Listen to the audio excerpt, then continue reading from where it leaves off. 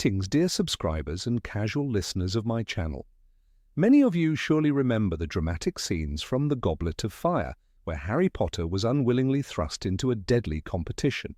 But did you know that behind this tournament lies a centuries-old story full of legends, intrigue, and unexpected twists? I invite you to uncover the secrets of this ancient contest. You just might learn something new. Enjoy watching. Number 1. The tournament is over 700 years old. By Muggle standards, it's almost like the Olympic Games, only much older and far more dangerous. The Triwizard tournament was first held in 1294. Back then, the three most prominent magical schools in Europe, Hogwarts, Beauxbatons and Durmstrang, decided to organize a friendly competition to strengthen their bonds and showcase their students' magical prowess. Over time, the tournament became more than just a contest. It turned into a legendary event in the wizarding world. Winning it meant honor, history, and school prestige. Number 2, the tournament was held every 5 years. From the very beginning, the organizers knew if the tournament was to avoid becoming a forgotten tale, it needed to be held regularly. They settled on a 5-year cycle. It may seem infrequent, but given the scale of preparation, the complexity of the tasks, and the safety risks, it was a wise choice. This rhythm allowed the tournament not just to survive, but to go down in magical history as one of its most enduring and respected rituals. Number 3, Durmstrang, the eternal loser. If there's one school that always walks away empty-handed, it's Durmstrang. Despite its harsh training, strict discipline, and impressive students, remember Victor Krum, they've never once won the tournament. A paradox? Absolutely. Especially when you consider how many times it's been held over the centuries. Maybe there really is a curse of bad luck hanging over the school, or perhaps just a long streak of uninspired champions. Number 4. Hogwarts, 63 victories, Beauxbatons, 62. Compared to Durmstrang, the other two schools have fiercely competed for dominance. Before the 1994 tournament, yes, the one in the Goblet of Fire, Hogwarts and Beauxbatons were tied in victories. It was only after Harry and Cedric participated that Hogwarts pulled ahead, though not exactly fairly. 2 champions from one school, that's, let's say, against the rules. But that year's tournament was unique.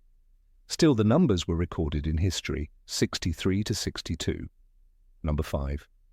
There were no age restrictions before. When Dumbledore announced that only students aged 17 and up could participate, the excitement among the younger students quickly vanished.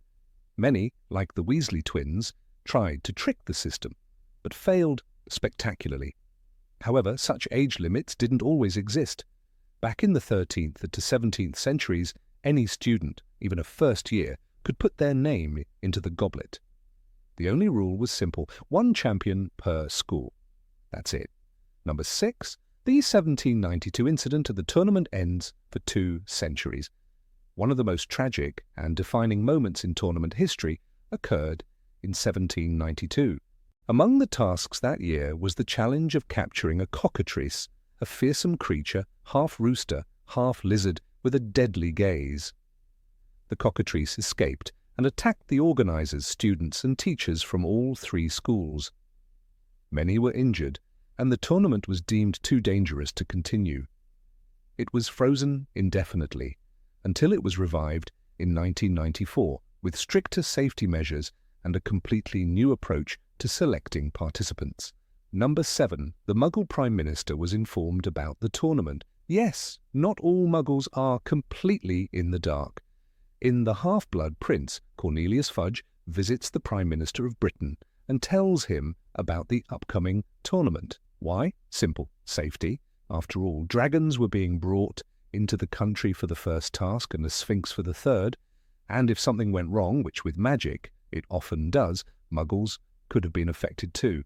So, reluctantly, the Prime Minister was briefed on the magical events, diplomatic relations, wizarding style. Number 8. The goblet didn't always choose 1 champion. The rule was sacred: 1 champion per school. The Goblet of Fire had never broken it until 1994. That year, it chose 2 names from Hogwarts: Cedric Diggory, the clear favourite, and Harry Potter, the boy who never even meant to enter. The official explanation blamed dark magic, Barty Crouch Jr., disguised as Mad-Eye Moody, had tricked the goblet into recognizing Harry as a fourth school. But even after the truth was revealed, some questioned whether that was the whole story. Dumbledore stared into the goblet for a long time that night. He never said what he saw. "The goblet is an exceptionally powerful magical object," he said softly, "and it does not easily make mistakes." There were whispers in the halls of the Department of Mysteries. Some said the goblet responded to something deeper, a magical pull, a prophecy, perhaps even destiny.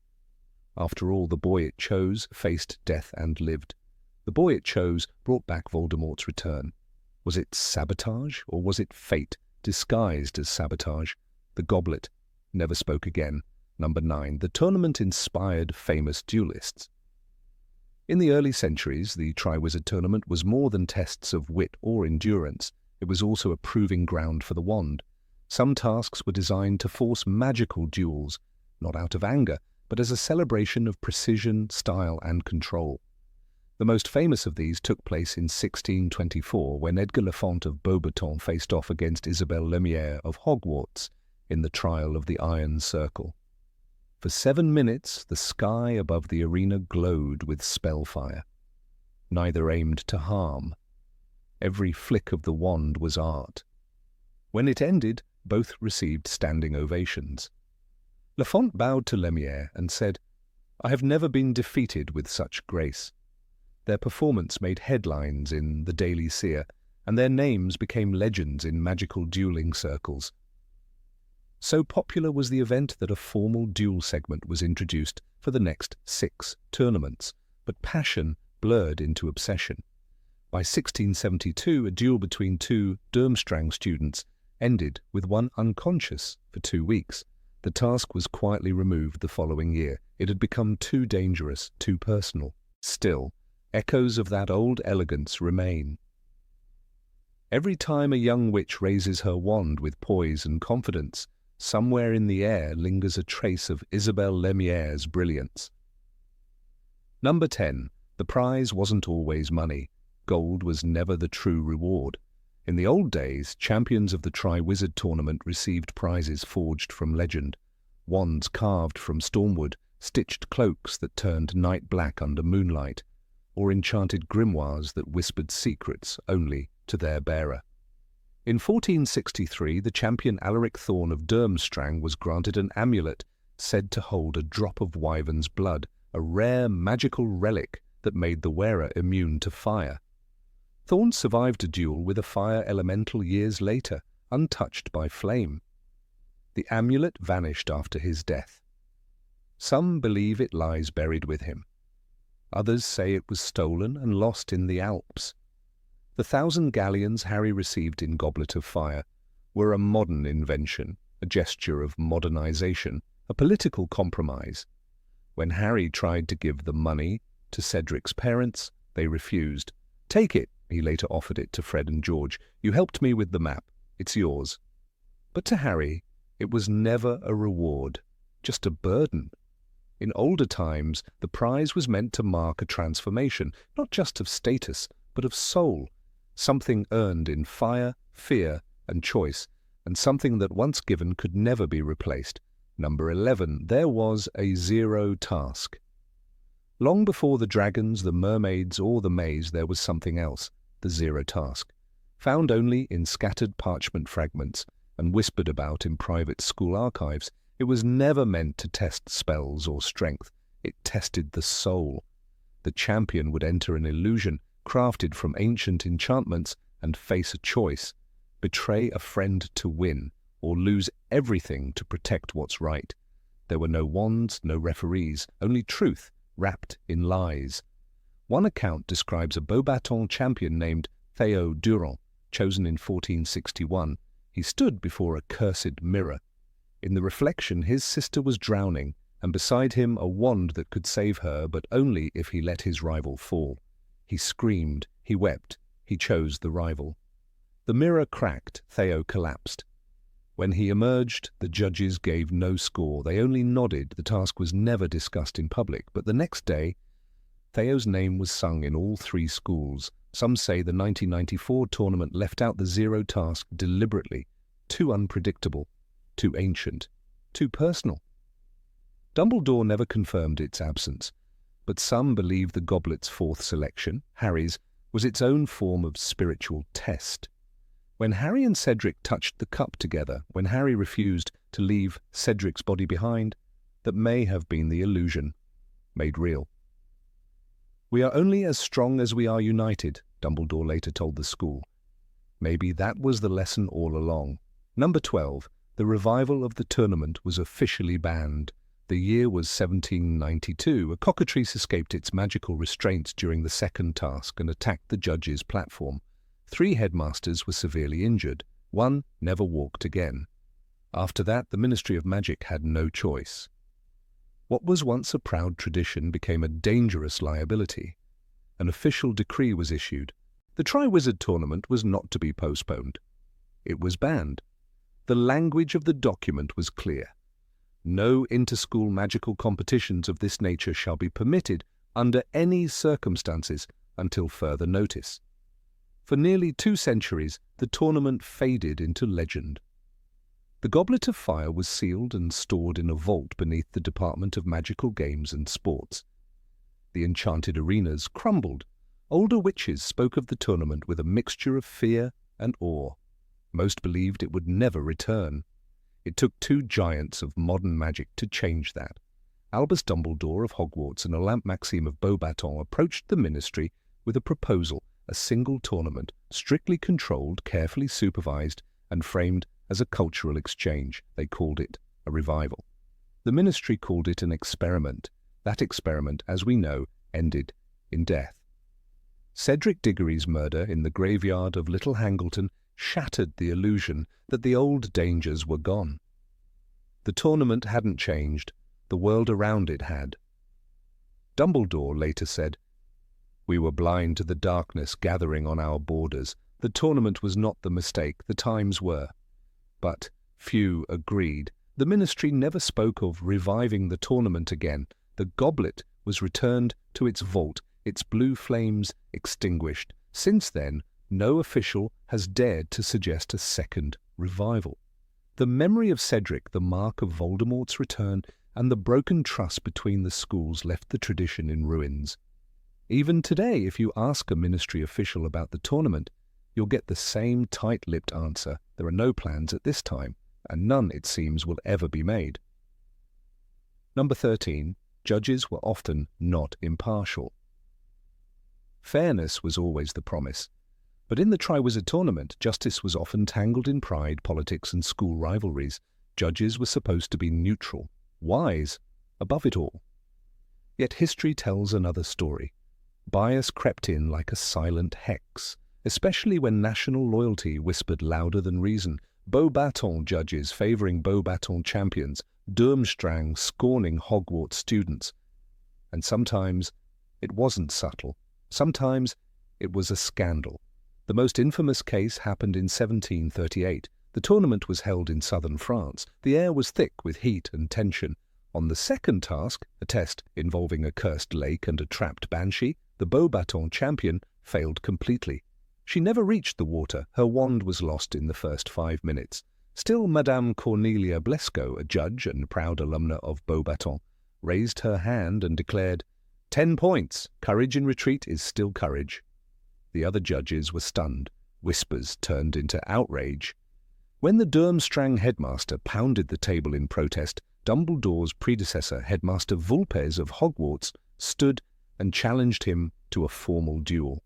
The duel never happened. The ministry intervened within hours, but the damage was done. Trust was broken. From that year on, a new rule was etched into the tournament's code. At least 2 judges must come from neutral territories, wizarding lands without allegiance to any school. It was the only way to keep scores from becoming weapons. Even then, tensions never fully disappeared. Old rivalries don't vanish just because parchment says they should. Years later, during Harry Potter's tournament, hints of bias still lingered. When Victor Crumb performed a flawless bubblehead charm during the second task, he received fewer points than Fleur Delacour, who panicked halfway through.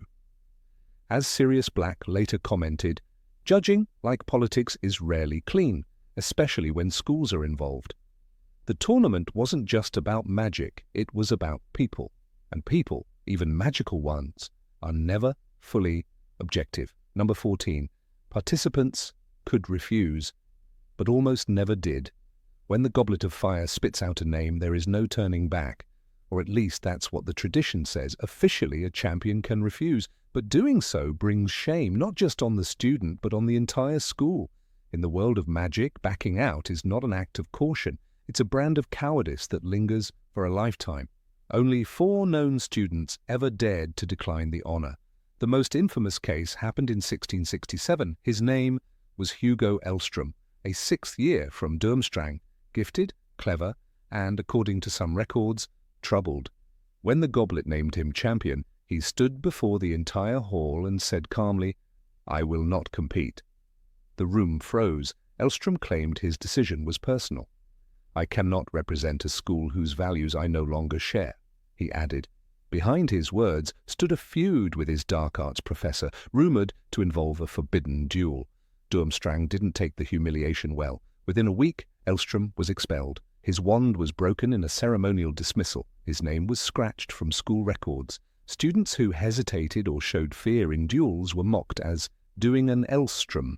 It became a curse word whispered in the halls for decades. The message was clear: better to fail and fall than to walk away. Even centuries later, the stigma remained. In Goblet of Fire, when Harry's name emerged, no one suggested he could refuse. "The goblet's a binding magical contract," said Barty Crouch Sr. sternly. And although Harry had never volunteered, the pressure to compete was absolute. Not because the rules demanded it, but because tradition, pride, and fear of disgrace left him no choice. Number 15. Some tasks were deliberately deadly. In the gleaming halls of Hogwarts, the name of the Triwizard tournament still echoes with both glory and dread. While the events of 1994 cast a long and infamous shadow over its legacy due to the dark manipulations of Lord Voldemort, there remains a much older, far more harrowing truth.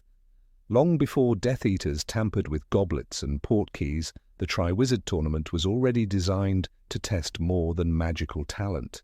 It was meant to test survival. Some tasks were, by nature and intent, fatal. To win was to conquer death itself, and not everyone did. The very origins of the tournament are steeped in danger. Founded in the late 13th century as a means to unite the 3 largest wizarding schools, Hogwarts, Beauxbatons, and Durmstrang, it was as much a spectacle of national pride as it was a measure of magical excellence.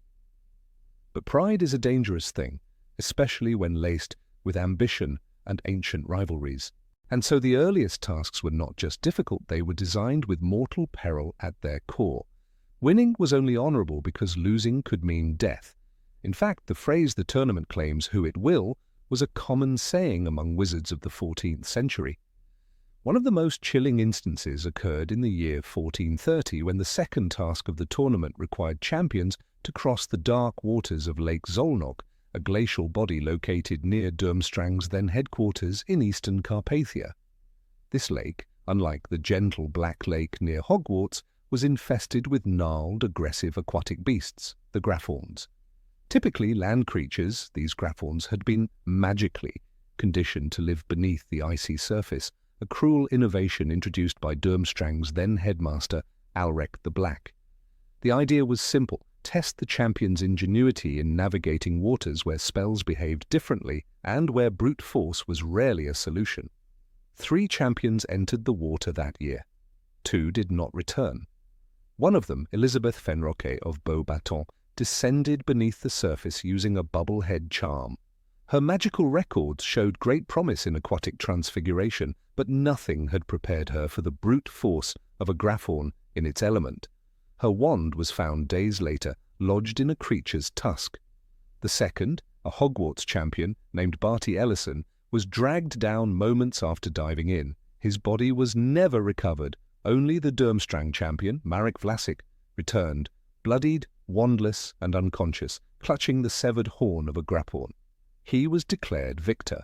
but the victory was hollow. According to Durmstrang archives, he never spoke again. This event marked a turning point, albeit a slow one. The wizarding community began to question the very purpose of the tournament. Though it had always included risk, outright death had never been the goal. Yet for centuries, these accidental fatalities were seen as unfortunate, not avoidable. It was not until the late 17th century that efforts were made to introduce official safety measures, and even then, enforcement was inconsistent. Tradition, after all, is stubborn. Interestingly, the 1430 tournament is not an outlier.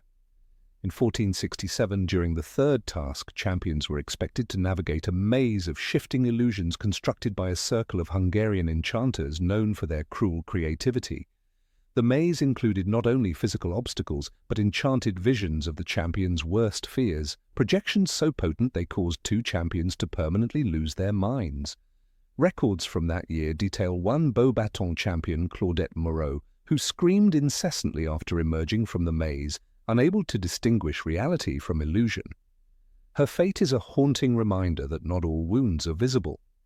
By the 1700s, pressure from the Department of Magical Games and Sports began to take shape. A new clause was added: tasks must be survivable with skill. But this term was subjective and often interpreted loosely. In 1769, a task designed by a Durmstrang alumnus known only as Berengar the Bone Weaver involved the use of inferi, reanimated corpses. Though banned in many countries, the inferi were summoned in a controlled environment and placed inside a subterranean vault. The goal: retrieve a silver artifact from a coffin guarded by the undead. Two champions reportedly refused to enter. One, a Hogwarts student named Judith Craig, did enter and was found alive 3 days later, cradling the artifact and whispering apologies to the corpses. She never returned to Hogwarts. Such stories beg the question: were these tasks intended to teach courage or to entertain through cruelty? The line is thin. Old tournament organizers, especially those affiliated with Durmstrang, defended the fatality risk by claiming it forged the true character of magical leadership. According to the memoirs of Headmaster Horst Grindel, written in 1822, magic is not soft, magic is not fair. Those who would lead our world must first survive it. To some, this was wisdom, to others, madness. Even Hogwarts was not immune to this philosophy.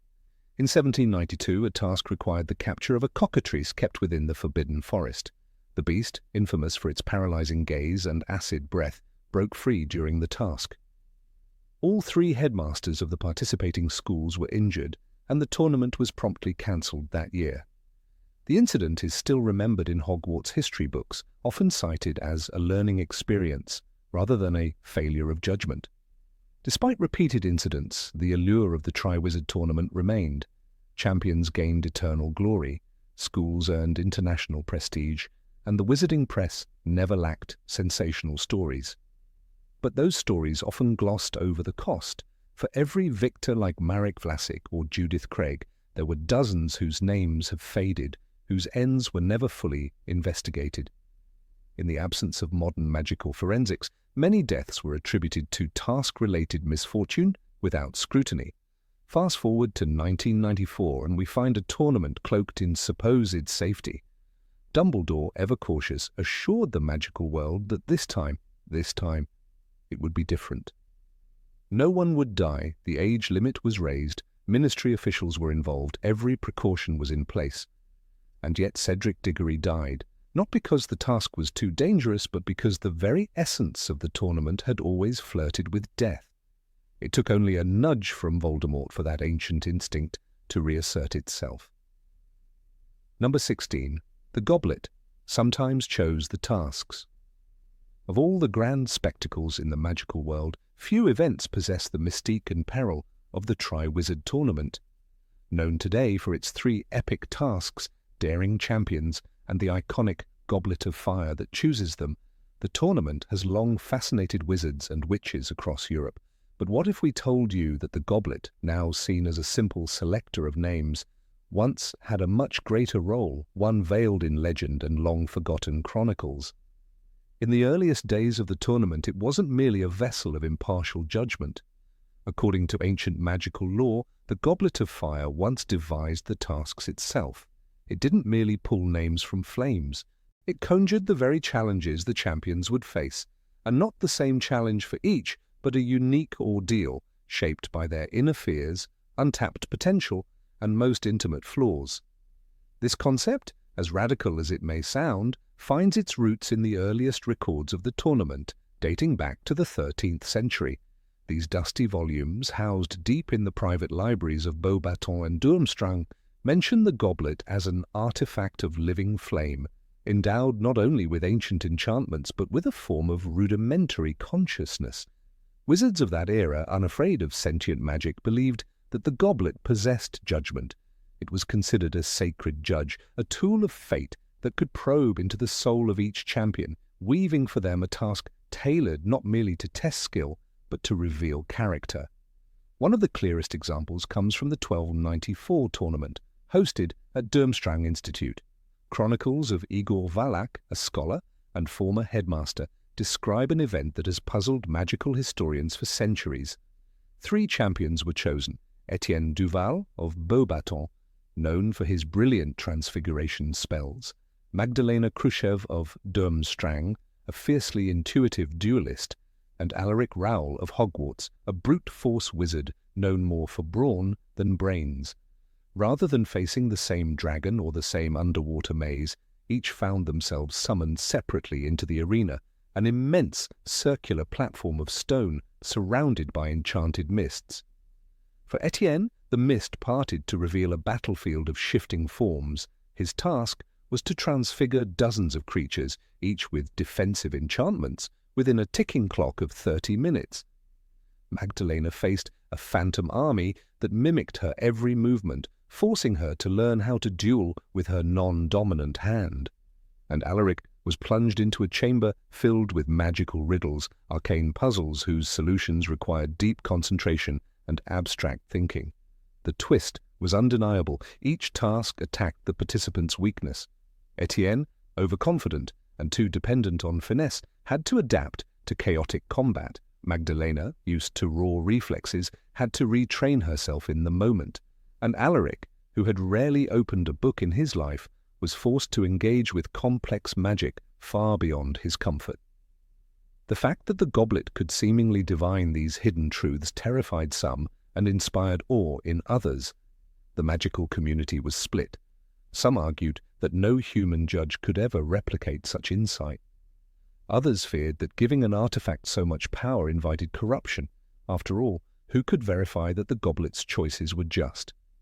The 14th century scholar Balthus Hegati once warned in Arcana Unbound that no artifact, no matter how revered, should determine a wizard's fate with no mortal hand to oversee its intent. The unpredictability of the tasks continued into the 14th century. The tournament of 1342, hosted at Beauxbatons, became infamous when one of the champions, Nilo Ferenc of Durmstrang, was given a trial that involved traversing a hall of mirrors that showed not illusions, but prophetic visions. Nilo emerged from the task broken, muttering about the death of a loved one, which came true exactly 1 year later.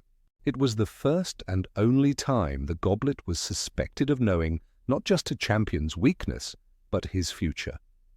The scandal rocked the wizarding world. Though the goblet was never officially accused, many started questioning whether it had access to knowledge far beyond its purpose. A shift occurred in the late 1400s when the tournament was nearly discontinued after 3 consecutive champions perished. The tasks, tailored by the goblet, had grown increasingly dangerous and abstract. One Beauxbatons champion was lost to a storm of sentient fire. Another Hogwarts student was frozen in time for 3 days after failing to solve a magical paradox. The Ministry of Magic, still forming into the institution we know today, intervened. A new rule was established. From then on, a panel of judges would design the tasks, and the goblet would serve only as the impartial chooser of names. Yet traces of its old power lingered. In The Tales of Triwizard Lore, author and magical historian Elfrida Spinett mentions a curious incident from the 1792 tournament, when a champion faced a task involving creatures never approved by the judges. These creatures, shadow beasts resembling boggarts but immune to light, vanished before any professor could study them. The assumption? The goblet had intervened, slipping in an element of its own choosing. It was a rare echo of the days when it ruled the tournament alone. Even in the modern era, there are clues. During the 1994 Triwizard tournament, the one Harry Potter famously competed in, several irregularities occurred. Most famously, Harry's name appeared despite his being underage. While this was later attributed to the tampering of Barty Crouch Jr., there are murmurs among scholars that the goblet may have been partially complicit. After all, the object had to recognize the name as part of a legitimate entry. "It's a powerful magical object," Dumbledore told the students in the Great Hall, "and it is bound to a magical contract." Yet no one questioned why it would accept a name placed under false pretenses, unless, of course, it chose to accept it. Number 17, the last real tournament, was in 1994. The year was 1994, and the echo of ancient magic stirred once more in the stone corridors of Hogwarts School of Witchcraft and Wizardry. For the first time in over a century, the Triwizard tournament returned, promising glory, unity, and challenge. But by its end, it left behind not triumph, but a haunting silence. What began as a revival of a noble tradition collapsed into tragedy and perhaps a warning. That year was not merely a fleeting moment in Hogwarts history, it was the final breath of an era long gone. The Triwizard tournament had always been shrouded in both prestige and peril. Instituted in the late 13th century, it was designed to foster international cooperation between the three largest wizarding schools in Europe: Beauxbatons Academy of Magic, Durmstrang Institute, and Hogwarts. Champions would be chosen by an impartial magical artifact, the Goblet of Fire, and tested through three nearly impossible tasks. The prize, eternal glory. The cost, historically often fatal. By the 1800s, the tournament had claimed so many young lives that it was suspended indefinitely. The magical community understood the risks, and for over a century, silence reigned over the goblet. That is, until Bartemius Crouch Sr. and Ludo Bagman, representatives of the Ministry of Magic, spearheaded its return in 1994. A new age, they claimed, demanded new unity, and the tournament would be its banner. It began with hope. Headmasters Olympe Maxime and Igor Karkaroff arrived at Hogwarts flanked by their chosen few. Maxime towered above the crowd, her presence regal and commanding, while Karkaroff's sharp gaze reflected both suspicion and calculation. Albus Dumbledore welcomed them with warmth, offering Hogwarts as neutral ground. For a moment it seemed the old magic had been tamed, but the goblet had other plans. It chose 4 champions instead of 3. Cedric Diggory of Hufflepuff, Fleur Delacour of Beauxbatons, Victor Crumb of Durmstrang, and Harry Potter. An anomaly, as Harry had not submitted his name. The goblet, however, is bound by magical contract, and its choices are absolute. "He is bound by a magical contract," Dumbledore explained, with grave finality. And the game began with unease already in the air. Each task tested the champions not only physically but morally. The first task demanded a confrontation with dragons, ancient and terrifying beasts bred for destruction. Harry faced the Hungarian Horntail, the deadliest of the lot. With his broomstick and raw nerve, he retrieved the golden egg, earning the respect of many, even those who doubted his legitimacy. The second task dragged them into the depths of the Black Lake, where merpeople guarded the champion's most valued treasures. Cedric rescued Cho Chang, Crumb, Hermione. Fleur failed to complete the task, and Harry brought up not just Ron but also Fleur's sister Gabrielle, choosing life over competition. He was the only one who was in his right mind enough to save all the hostages, Dumbledore later remarked, revealing Harry's true nature. The third task, however, brought darkness. A maze grown wild with enchantments, illusions, and creatures twisted by magic. Inside it, champions fought more than obstacles. They fought fears, spells, and confusion. Cedric and Harry reached the Triwizard Cup together, agreeing, in a rare act of unity, to take it at the same time. but the cup had been turned into a portkey. What followed was not a ceremony, but a nightmare. In a graveyard far from the safety of Hogwarts, the two boys landed. Peter Pettigrew, Voldemort's loyal servant, performed a dark ritual. Blood, Harry's blood, was key. Flesh of the servant, bone of the father, and Voldemort, once a shadow, rose again. Cedric died within seconds, a flash of green light. "Kill the spare," Voldemort hissed, and the boy who embodied the best of Hogwarts fell, never to rise again. The cup brought Harry back, clinging to life and the dead weight of Cedric's body. Screams echoed in the stands. The tournament was over. Officially, the Ministry labelled it an accident. They refused to acknowledge Voldemort's return. Cornelius Fudge, blinded by fear, dismissed Dumbledore's warnings and launched a campaign of misinformation.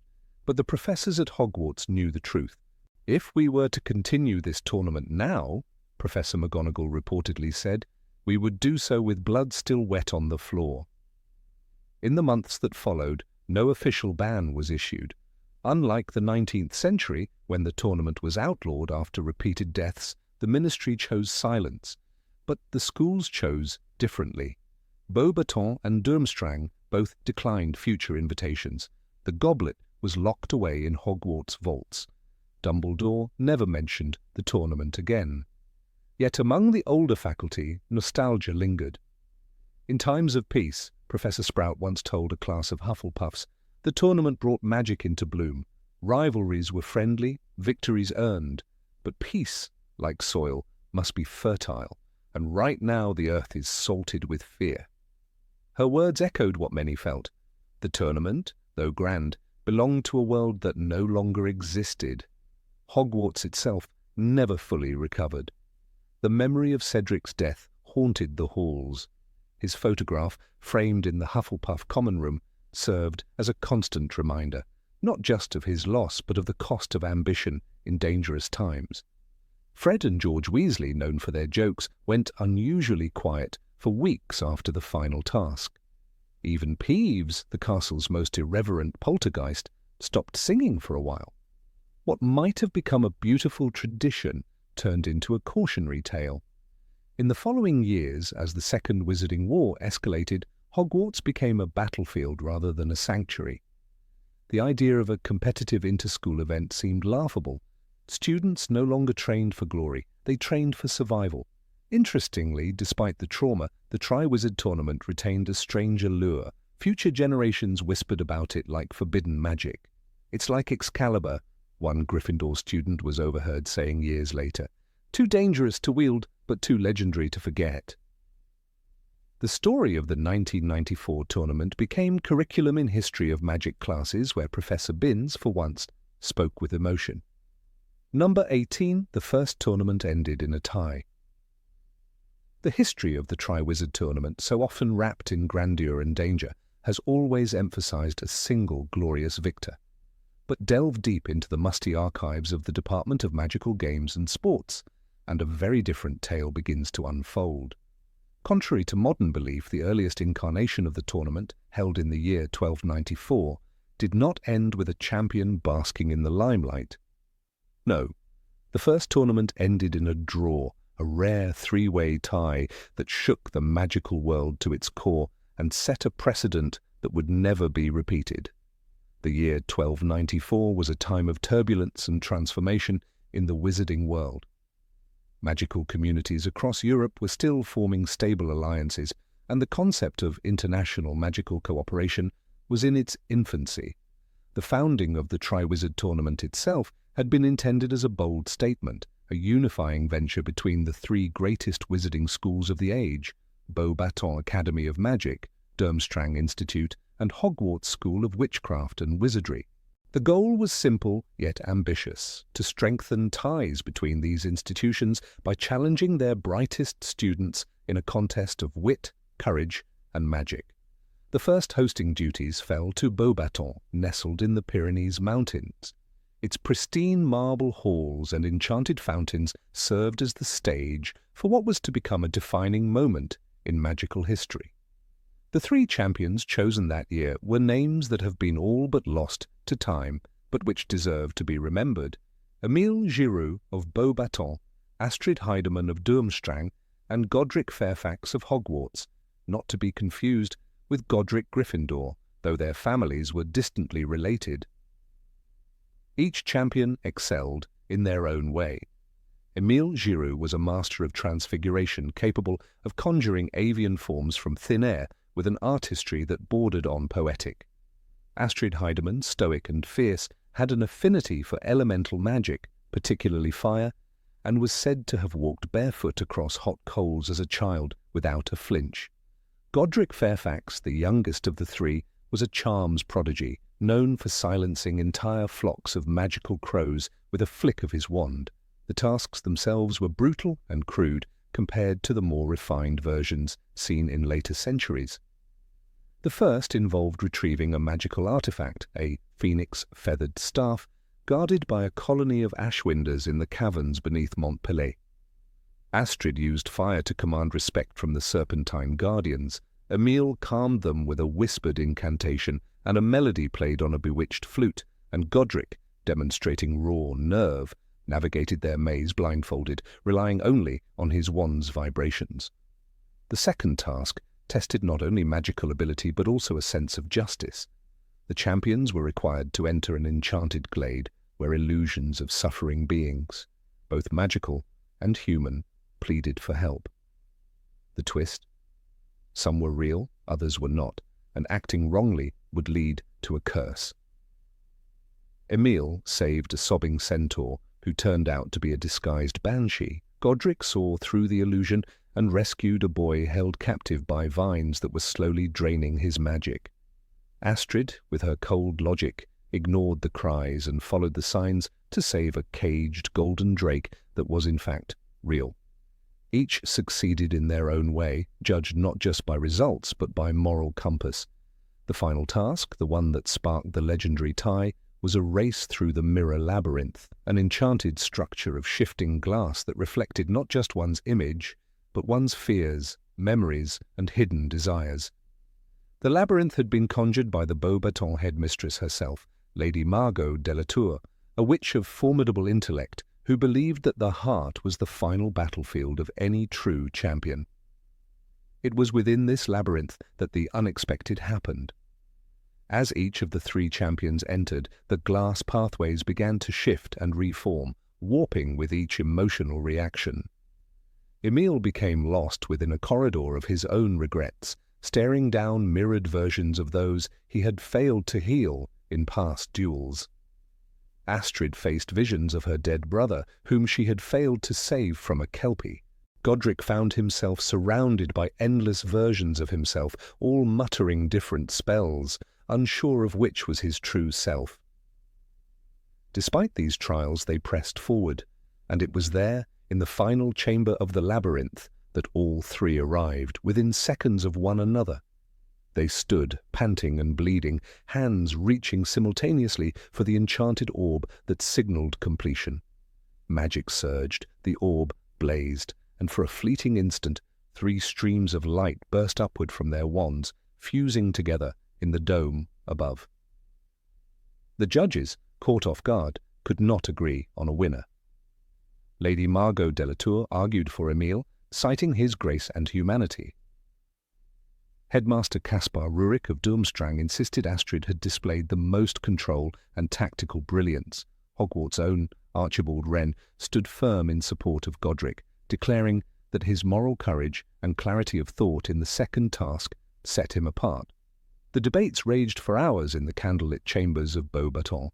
Witnesses claimed that portraits of former headmasters turned their backs in frustration, and enchanted tapestries groaned under the weight of magical tension. As dawn crept over the mountains, a compromise was proposed, not ideal but necessary to prevent political fallout. All three champions would be declared winners. They would each receive the Triwizard Cup. 3 replicas were conjured, and their names etched equally upon the commemorative plaque. The magical community responded with an uproar. Newspapers such as the European Enchanter and La Gazette des Sorciers blasted headlines that ranged from celebratory to scandalized, is bravery divisible? Read one. Triwizard becomes trilateral disaster. Read another. Critics from all schools, including the lesser-known Institut des Arcanes in Belgium and the Heidelwald Collegium, condemned the outcome as a failure of judgment and a dangerous precedent. But the ripple effects did not end with parchment and ink. Within weeks, rumours spread that the Triwizard Cup itself had been cursed by the conflicting magics of 3 champions, causing it to glow unpredictably in moonlight and, in one case, shatter the goblet of a curious observer. The International Confederation of Wizards intervened, demanding reforms. The clause was drafted that henceforth the Triwizard tournament must end with a single, unambiguous victor, no matter the cost, no matter the controversy. The following tournaments became increasingly rigid in structure. Scoring became more numerical, less interpretative. Moral ambiguity was replaced with timed performances and magical outputs. The heart of the competition shifted, some said, from exploration to exhibition. The tie of 1294 became not a precedent, but a warning, one the magical world would remember and, paradoxically, try to forget. Still, fragments of the original legend remain, hidden in odd corners of magical literature. But Hilda Bagshot, in an early draft of A History of Magic, mentioned the 3 victors briefly before the editorial board asked her to revise the account. A unity of triumph, she had written, but a disunity of legacy. Even Albus Dumbledore, in a private letter to Nicolas Flamel, referenced the 1294 tournament as the moment magic proved it could bind more than it could divide. The very idea of multiple victors unnerved future generations of tournament organizers. They feared it diluted the spectacle, the allure of a sole champion. Yet others saw in it something profoundly moving, a recognition that heroism is not always solitary, that sometimes 3 paths converge not by accident but by design. What greater lesson could a magical competition offer? Centuries later, when Harry Potter himself became an unwilling champion in the 1994 tournament, the memory of the original tie had all but vanished from public consciousness. There is no mention of it in the Daily Prophet's coverage, nor was it ever taught in history of magic classes at Hogwarts. The emphasis was always on the singular victor, the lone survivor, the one who stood when others fell. Even Barty Crouch Sr., when discussing the rules, was unequivocal. Only one will hoist the cup. And yet history has a way of echoing itself. In the final moments of the 1994 tournament, Harry and Cedric touched the cup together. For one brief second before Portkey magic tore them away, they might have unknowingly recreated the very tie that the world tried to erase. But fate had other plans. Cedric died, and Harry returned alone. Still, the truth of 1294 lingers like a whisper behind stone walls and under library dust. It is said that somewhere in the restricted section of Beauxbatons' Bibliothèque des Merveilles lies a book bound in silver ivy, titled Trois Lumières, un destin. In it, a first-hand account from Lady Margot's scribe describes the 3 champions not as rivals, but as 3 chords of a single spell, harmonized by fate. The Triwizard tournament, for all its spectacle, has always claimed to seek unity through challenge. But perhaps it achieved that goal only once, in its earliest, purest form, when 3 young witches and wizards stood together, victorious not alone, but as one. Number 19, the goblet awakens every 5 years. The Goblet of Fire is not merely a vessel for selection, it is a living artifact of ancient magical intelligence. Every 5 years it emerges from its slumber deep in the stone-arched vaults beneath Hogwarts, stirring with an ethereal light that defies the coldness of the chamber. Its flames, normally dormant and cold, begin to shimmer with a faint blue glow weeks before the Triwizard tournament is officially announced. Professors speak of it in hushed tones, as if waking the goblet is akin to summoning something sacred or dangerous. There are few who truly understand what lies within its old oak body, bound in runes older than the school itself. The goblet's activation is not triggered by time alone. It reacts to the presence of magic in motion, the anticipation, the hunger for glory, the quiet resolve to prove oneself. Students who walk near the chamber during the lead-up to the tournament often report an unsettling sensation. The air tingles with unseen electricity, as if the goblet is listening. It has no eyes, no ears, yet it seems to know. When Victor Crumb passed near it weeks before submitting his name, witnesses claim the flame brightened, flickering once like a heartbeat. It was as if the goblet had recognized a champion before the parchment even touched its fire. Scholars from Durmstrang and Beauxbatons have long debated whether the goblet possesses a rudimentary consciousness. Ancient magical theory supports the idea of sentient artifacts, those imbued with enough focused intent to become semi-aware. Althea Rosengrant, a renowned magical historian from the Institute of Magical Relics in Vienna, proposed that the goblet was crafted using a fusion of Celtic enchantments and pre-Druidic elemental bindings, making it not only a chooser but a judge. The goblet does not simply select names, she wrote. It weighs them. It listens to the magic that clings to the parchment like breath on glass. This would explain why, when Barty Crouch Jr., disguised under the twisted mask of Polyjuice Potion, manipulated the goblet to include a fourth champion, the artifact did not instantly reject the deceit. Instead, it accepted the false enchantment, perhaps because the magic used to fool. It was of such depth and complexity that the goblet itself mistook it for truth. There was a moment, Professor McGonagall later admitted, when the flame turned an unnatural red. I had never seen it before, and I have not seen it since. Red, the colour of blood and broken oaths. This brief lapse opened a window into the mind of the goblet, if one can call it that. It raises the question, does the goblet operate purely on spellwork, or does it sense the intention of the caster behind it? When Harry's name was ejected, the shock was not only in the result, but in the fire itself. How it spat out the parchment, with a crackle more violent than usual, as if the artifact was rebelling, even as it complied. Dumbledore, ever the observer of the old magics, looked not at Harry, but at the goblet. "Did you put your name into the goblet of fire, Harry?" he asked, not because he suspected the boy, but because he suspected the object. The goblet's origins are murky at best. The earliest records, preserved in the restricted section of the Hogwarts library, suggest that it was a gift from a coven of alchemists who had mastered the art of elemental fire. Their names have been lost to time, but their craft endures. The goblet was said to have once been kept in a temple dedicated to trial and transformation, where young wizards proved their worth before ascending to higher magical orders.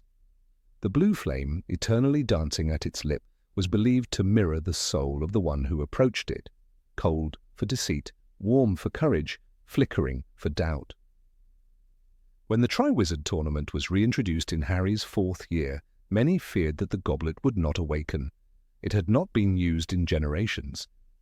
Yet when brought to the Great Hall and placed upon the ceremonial plinth, it responded almost instantly. Its flames roared to life, stronger than any living professor remembered. Some whispered that the goblet remembered the blood spilled in past tournaments, that it tasted anticipation in the stone walls of Hogwarts. For 3 centuries it had rested. Now it burned. In those weeks a strange calm fell over the school. Not peace, something deeper, like the silence before a storm. Students became aware of their own ambitions in ways they hadn't before. Magic pulsed through the halls, subtle but persistent. Parvati Patil claimed her dreams became vivid, glimpses of fire and names echoing in an endless corridor. Hermione later suggested that the goblet might be emitting low-level magical pulses, attracting those most driven or most desperate. A magnet for intent, a lure for destiny. Fred and George Weasley, in their attempt to circumvent the age restriction, learned firsthand that the goblet defends its process with a ferocity. When their enchanted aging potion failed, and they were thrown backwards by an invisible force, it was not simply the work of Dumbledore's enchantments, but the goblet's own resistance to fraud. "We were only trying to increase our chances," they protested, "but chance has no place before the goblet, only worth." Cedric Diggory's name emerged with a quiet dignity. The flame did not sputter or flare. It accepted him as it accepted Fleur Delacour and Victor Crumb. But when Harry's name shot forth, there was a pause, a hesitation. Witnesses recall the fire receding into the goblet, almost vanishing, before it exploded upwards in a violent arc. The parchment was charred at the edges, as if the artifact had attempted to consume it before yielding. "That's not supposed to happen," Madame Maxime muttered. Indeed, it was not. The enchantments surrounding the goblet are supposedly foolproof. Dumbledore himself stated, "Once a champion is chosen, they are bound by a magical contract." This alone suggests that the goblet functions as more than a mere selection tool. It enforces ancient laws, laws written not in ink, but in arcane fire. Once a name is accepted, it cannot be retracted. The contract is woven into the fabric of magical tradition, older than the ministry itself. Attempts to undo the selection are not only futile, they are dangerous. After Harry was chosen, Dumbledore searched for answers not only in spellbooks but in history. He visited the lower vaults again, this time alone. What he found, no one knows for sure. But in the weeks following, the goblet was moved, silently, without announcement, to a deeper chamber beneath the castle, sealed behind ancient wards. Some believe it was speaking, not in words, but in flickers and flashes of light, a language only the oldest magic could understand. There are rumors that the goblet's fire feeds on something more than magic.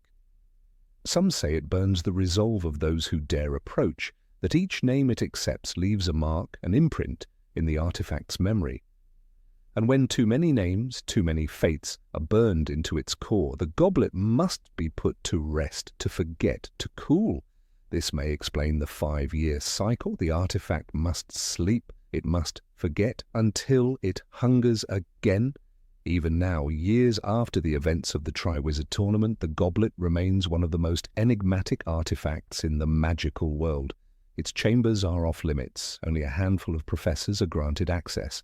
One of them, Professor Babbling, once confided in a closed academic council that during her examination of the goblet, it pulsed once, softly, when she reached to touch the rim. "It knew I wasn't worthy," she admitted, pale as ash.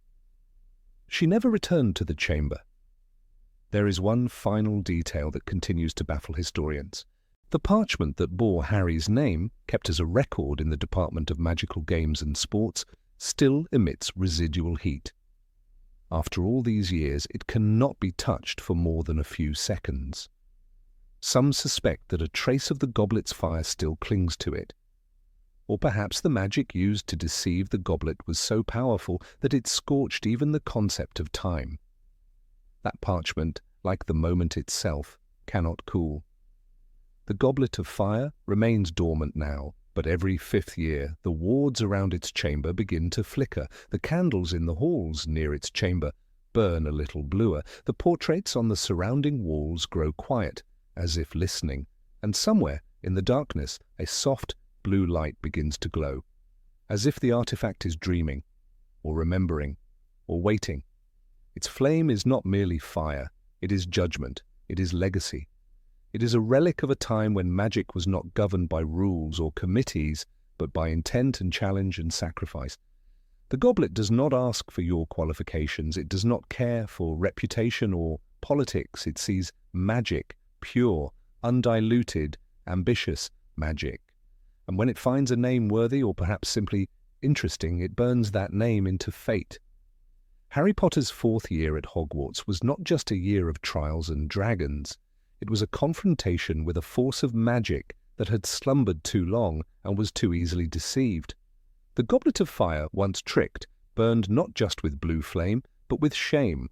And in that shame it revealed something dangerous, that even ancient magic, when manipulated by darker hands, can become a weapon. A mirror of ambition gone unchecked, a spark small and glowing that ignites chaos. And so, as the magical world prepares for another cycle, another awakening, whispers once again echo through the vaulted halls of Hogwarts. Whispers of fire, of names, of the goblet that sleeps beneath the stone, dreaming of champions yet unborn. Number 20, Beauxbatons had its own Hall of Fame.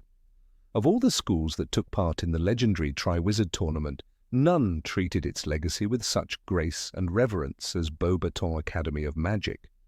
Tucked away in the Pyrenees, the French institution approached the tournament not as a game of fire and bravado, but as a solemn celebration of magical excellence, elegance, and courage.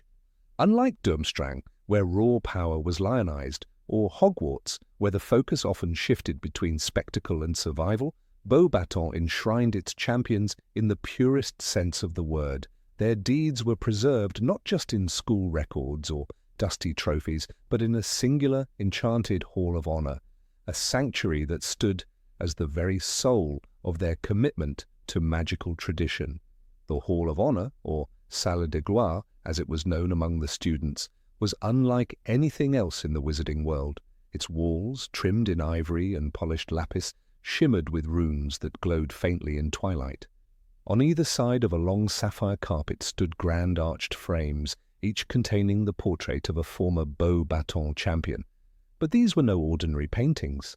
They breathed, they blinked, and when spoken to, they answered.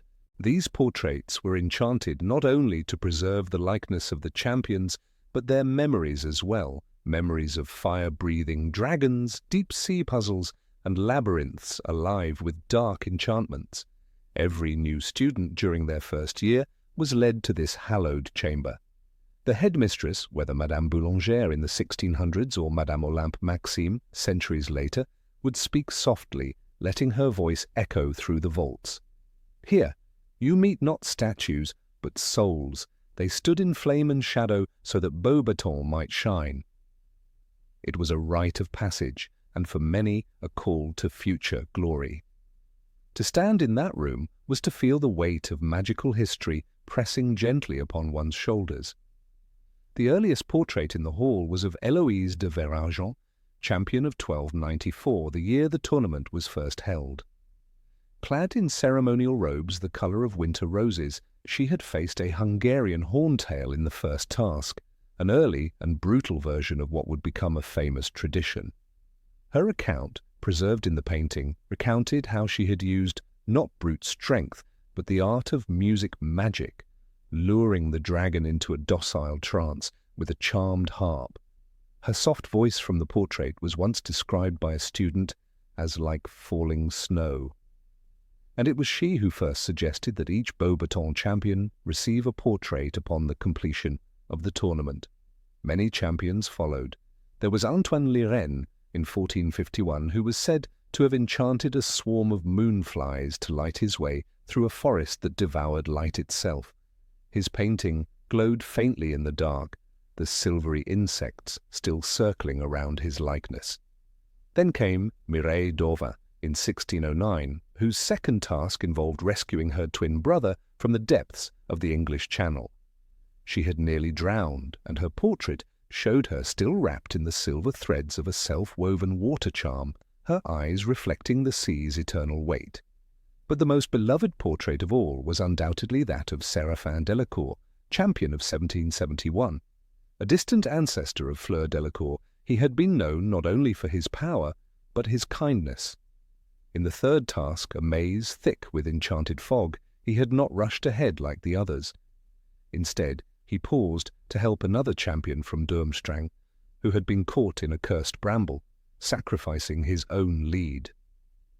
Victory, his portrait often said, is sweeter when earned alongside honor. His words were etched beneath his frame in delicate silver script, and many students would return to his image before their exams, seeking courage in his presence. Every portrait in the hall was a storyteller, and over time their collective voices became an unbroken chorus of Beauxbatons' greatness. The enchantments allowed them to share memories, to debate one another, and to greet students by name. It was said that some particularly gifted pupils could even learn from the champion's magical techniques through extended conversation, though the ministry eventually forbade such educational necromancy on ethical grounds. This glorious tradition, however, met a bitter end in the autumn of 1798. That year, Beauxbatons was experimenting with a new form of elemental magic, specifically the controlled conjuration of fire as a sustainable heat source for the mountainside academy. The project was overseen by Professor Marc-Antoine Flamel, a descendant of the famed alchemist Nicolas Flamel. His ambition was immense, a self-perpetuating magical flame, elegant and harmless, to heat the entire east wing without wood or coal. But ambition often burns beyond its bounds. The spellwork grew unstable, and during one unfortunate evening, the flames escaped the experimental chamber and spread with unnatural speed. The fire consumed the east wing, and with it, the salle de gloire. Paintings that had survived for centuries, imbued with magic, memory, and identity, screamed in their final moments. Eyewitness accounts claimed that the voices of the portraits could be heard calling out to one another as the fire climbed the walls. Some begged to be saved, others, in a final act of courage, chanted protective spells to slow the collapse, giving students and staff precious minutes to evacuate. Among the lost was the portrait of Séraphin Delacour. His last words, recorded by a student who had run into the burning hall to try to save him, were, "Protect the young, always protect the young." The student was later awarded the Ordre du Phénix for bravery, but never forgave himself for failing to carry out the portrait. In the aftermath, the school was cloaked in mourning. The ashes of the Salle des Gloires were collected and interred beneath a marble obelisk in the central courtyard. The stone bore a simple engraving, "À ceux qui nous ont appris la grandeur," to those who taught us greatness. The loss changed Beauxbatons. Though the school was rebuilt, the tradition of the living portraits was never revived. Some said it was because the enchantments used had been lost in the fire. Others whispered that the pain of hearing the champions perish was too great for the staff to bear repeating. Professor Flamel resigned in disgrace and was never heard from again, but the memory of the hall endured. In the Beauxbatons library, tucked behind a velvet curtain, rested a single surviving canvas, the unfinished portrait of Amandine Rousseau, who had not yet completed her tournament when the fire struck. The canvas was scorched, her face only half-painted, her voice silent. Yet each year, on the anniversary of the fire, flowers appeared before it, blue forget-me-nots and violets, always fresh, though no one admitted to placing them there. In Harry Potter and the Goblet of Fire, when Madame Maxime arrives at Hogwarts, her carriage glides through the sky like a cathedral on wings. Her presence, regal and deliberate, reflects this lost tradition. She never mentions the Hall of Honor, but a line from the book seems to echo its absence. Beauxbatons has its own ways, she says, with a voice both proud and mournful. We do not shout, we remember. This grief, though unspoken, shaped the way Beauxbatons approached the tournament in the years to come. Champions were still chosen, of course, but their victories were no longer captured in speaking portraiture. Instead, they were honored in silence. Their names etched in crystal along a long mirror in the central atrium, elegant but mute. Some students said that if you stood before the glass long enough, you could see movement behind the names, flickers of firelight, echoes of laughter, fragments of voices, but perhaps that was just memory playing tricks. It is no coincidence that Fleur Delacour, the Beauxbatons champion during the 1994 tournament, carried herself with such solemn grace. Though the Hall of Honor was long gone, its spirit lingered in the culture that raised her. She did not laugh at danger, she did not revel in applause, she acted with precision, dignity, and a quiet sense of duty. "I will do my best," she told the judges, and she did, even when faced with dragons and the loss of her sister. The tale of the Salle des Gloires is rarely told outside Beauxbatons, but within its marble halls it is part of the very air students breathe.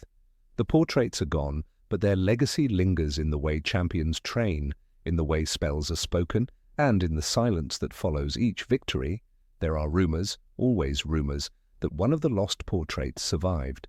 Some say it was hidden away in the forbidden archives beneath Beauxbatons, guarded by layers of magic and secrecy. Others claim that Séraphin Delacour's likeness still exists in a private collection, whispering stories to anyone who will listen. But such things are tales told at twilight, to first years too young to know what was lost. And yet the Hall of Honor endures, not in wood or canvas, but in the way Beauxbatons remembers its past, with elegance, with grief, with magic that does not need to speak to be heard. number 21, Muggle-borns rarely took part.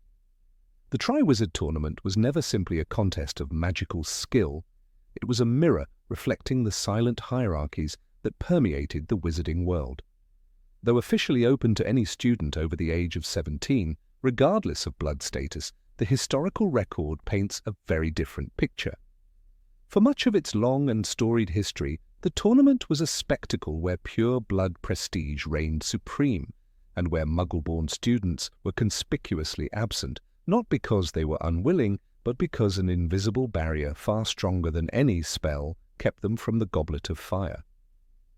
In the earliest known accounts of the tournament, dating back to the late 13th century, the three competing schools, Beauxbatons, Durmstrang, and Hogwarts, put forth champions who were invariably the children of ancient wizarding families. Names like Selwyn, Lestrange, and Privet appeared in the dusty records kept in the Department of Magical Games and Sports. These students were not merely representatives of their schools, but scions of lineages that were proud to proclaim their unbroken magical heritage. To be chosen by the goblet was as much a matter of blood as of brilliance. At Hogwarts the situation was especially acute. Though headmasters such as Phineas Nigellus Black praised the tournament as a bastion of magical excellence, there is no record that he ever encouraged Muggle-born students to enter. On the contrary, an atmosphere of whispered discouragement surrounded those not born into magical families. Subtle glances, snide remarks, and a lack of mentorship combined to foster the belief that the tournament was a stage for the magically elite, not a place for those with non-magical parents. By the 19th century, the tournament had gained a mythic aura, and its return after long dormancy was met with ceremonial reverence. Yet even then, Muggle-borns remained curiously absent. In 1877, when Hogwarts hosted the tournament for the first time in over a century, all three champions, Beatrix Flint for Hogwarts, Claude Rosier for Beauxbatons, and Gregor Antonin for Durmstrang, came from prominent pure-blood families. Despite a growing number of Muggle-born students in magical education, not a single one entered their name into the goblet. The reasons, though not formally recorded, were widely understood. A turning point, albeit a small one, came in 1924. That year, for the first time, a Muggle-born student at Beauxbatons named Élodie Martin submitted her name for consideration. She was not chosen. Florian Trevet, a half-blood from a respected line, took the honours for Beauxbatons, but Martin's attempt made the French magical press. The headline in La Plume Sorcière read, "Une fille des Moldus ose défier les traditions." A girl of Muggles dares to defy tradition. That she was not mocked but interviewed, and even praised by some, marked a shift. A tremor of change, but a tremor nonetheless. At Hogwarts, however, progress moved at a glacial pace. Even in the latter half of the 20th century, Muggle-born students found themselves hesitating near the goblet during the selection periods. It was not fear of dragons or dark mazes that held them back, but a deeper fear that they would not be taken seriously. The social dynamics within the houses reinforced this. Ravenclaw valued intellect, but often conflated magical prowess with lineage. Slytherin's disdain for Muggle-borns was overt. Gryffindor, though more egalitarian in spirit, still harboured relics of old beliefs. Only Hufflepuff seemed truly free of prejudice, but their students rarely sought the spotlight. In 1971, a student named Amelia Harper, a Muggle-born Hufflepuff, dared to put her name into the goblet. The tournament had been revived after a hiatus, and there was renewed interest across Europe. Harper was brilliant, known for her dueling prowess and knowledge of ancient runes. But when the goblet rejected her, she faced ridicule rather than sympathy. A fourth-year Slytherin was heard whispering, "No surprise! It knows real magic when it sees it." Harper would go on to become a respected member of the Wizengamot, but she never spoke of the tournament again. The Triwizard tournament, held in 1994, stands as the most public example of inclusion, or rather, its limitations. Though the Goblet of Fire unexpectedly selected Harry Potter as a fourth champion, his case was anomalous. "He's not even of age," many protested, but others whispered darker things. His mother was Muggle-born, the goblet's losing its touch. What those critics ignored was that Harry, despite being the son of Lily Evans, a Muggle-born witch, was technically considered a half-blood. His father, James Potter, came from a long line of wizards. Even in his anomaly, Harry still bore the shield of heritage. And yet Harry's selection represented something deeply symbolic. The Goblet of Fire did not ask for a family tree. It asked for courage, ambition, skill. Whether he was tricked into entering or not, Harry became the face of a new age. Dumbledore himself remarked during the opening feast, "Differences of habit and language are nothing at all if our aims are identical and our hearts are open." But hearts, as it turned out, opened slowly in the wizarding world. The legacy of Muggle-born participation remained a whispered footnote in the tournament's history. Even Hermione Granger, one of the most gifted witches of her generation, never entered her name. Whether she was too young or too wise, we do not know, but her absence spoke volumes. "Honestly, I'm not sure I would have," she once said, years later during a ministry lecture, "not because I feared the tasks, but because I feared the whispers." Her words, quiet and unadorned, echoed louder than any spell. It wasn't until 2008 that a Muggle-born student was finally selected as a champion. Thomas Fairweather of Durmstrang, a British-born Muggle-born who had earned a scholarship to the fiercely traditional Eastern school, was chosen by the Goblet. His selection caused a scandal. The Durmstrang headmaster at the time, Igor Karkaroff's successor, reportedly tried to override the Goblet's decision, but tradition held the Goblet's word was final. Fairweather went on to place second, besting dragons and underwater mazes with a mix of intelligence and determination. The Daily Prophet headline read, "Muggle-born breaks the curse." Even after Fairweather's rise, change came in fits and starts. The prejudice was never overtly enforced, but it lingered in the margins, like a poorly cast disillusionment charm. In 2013, when the tournament was held in Austria, not a single Muggle-born entered their name. When asked why, a Beauxbatons student, Claire Morel, said simply, "We're welcome at school, not at the Goblet." Her statement was published in the European Enchanter, drawing attention to a problem many had pretended no longer existed. But there were bright moments. In 2017, a Hogwarts Muggle-born named Priya Shah was chosen as the school's champion. She came from a South London family of doctors and had discovered her magical heritage only 5 years earlier. Her performance in the tournament was breathtaking. She conjured a Patronus strong enough to repel 50 Dementors in the second task. Her name became legend, not because she was Muggle-born, but because she was exceptional. And yet, every article about her began with the same sentence: Priya Shah, the first Muggle-born champion of Hogwarts. The persistent mention of blood status, even in praise, highlighted how deeply the old values still clung to the tournament. Shah herself remarked during her final interview, "It's funny, isn't it? I faced a Hungarian horntail, but the hardest thing to fight was the idea that I shouldn't have been there." Her voice was clear, calm without bitterness, but heavy with truth. The role of the Goblet of Fire itself has been questioned by magical theorists. Can it truly be impartial in a society so soaked in inherited magic? Albus Dumbledore once said, "You place your trust in magic but forget who casts the spells." If the goblet absorbs the magic of the surrounding culture, might it have been subtly influenced by centuries of bias? Such questions remain unanswered but not unasked. There are now initiatives within the Department of Magical Education to ensure fair representation in future tournaments. The 2025 proposal, known as the Equality Enchantment, aims to obscure names and blood status during goblet evaluation, relying purely on merit and magical skill. Critics argue that such changes undermine tradition. Supporters claim it's the only way to break the cycle. The goblet, after all, sees what is offered, but it cannot see what was never placed within it. And so, the Triwizard tournament stands as both a stage of glory and a reminder of exclusion. While the battles with dragons and riddles in the deep captivated generations, a quieter battle of identity, belonging, and worth raged behind the scenes. Muggle-borns, though rarely seen in the light of the goblet's flames, were always present in the shadows, waiting for their moment to burn just as brightly.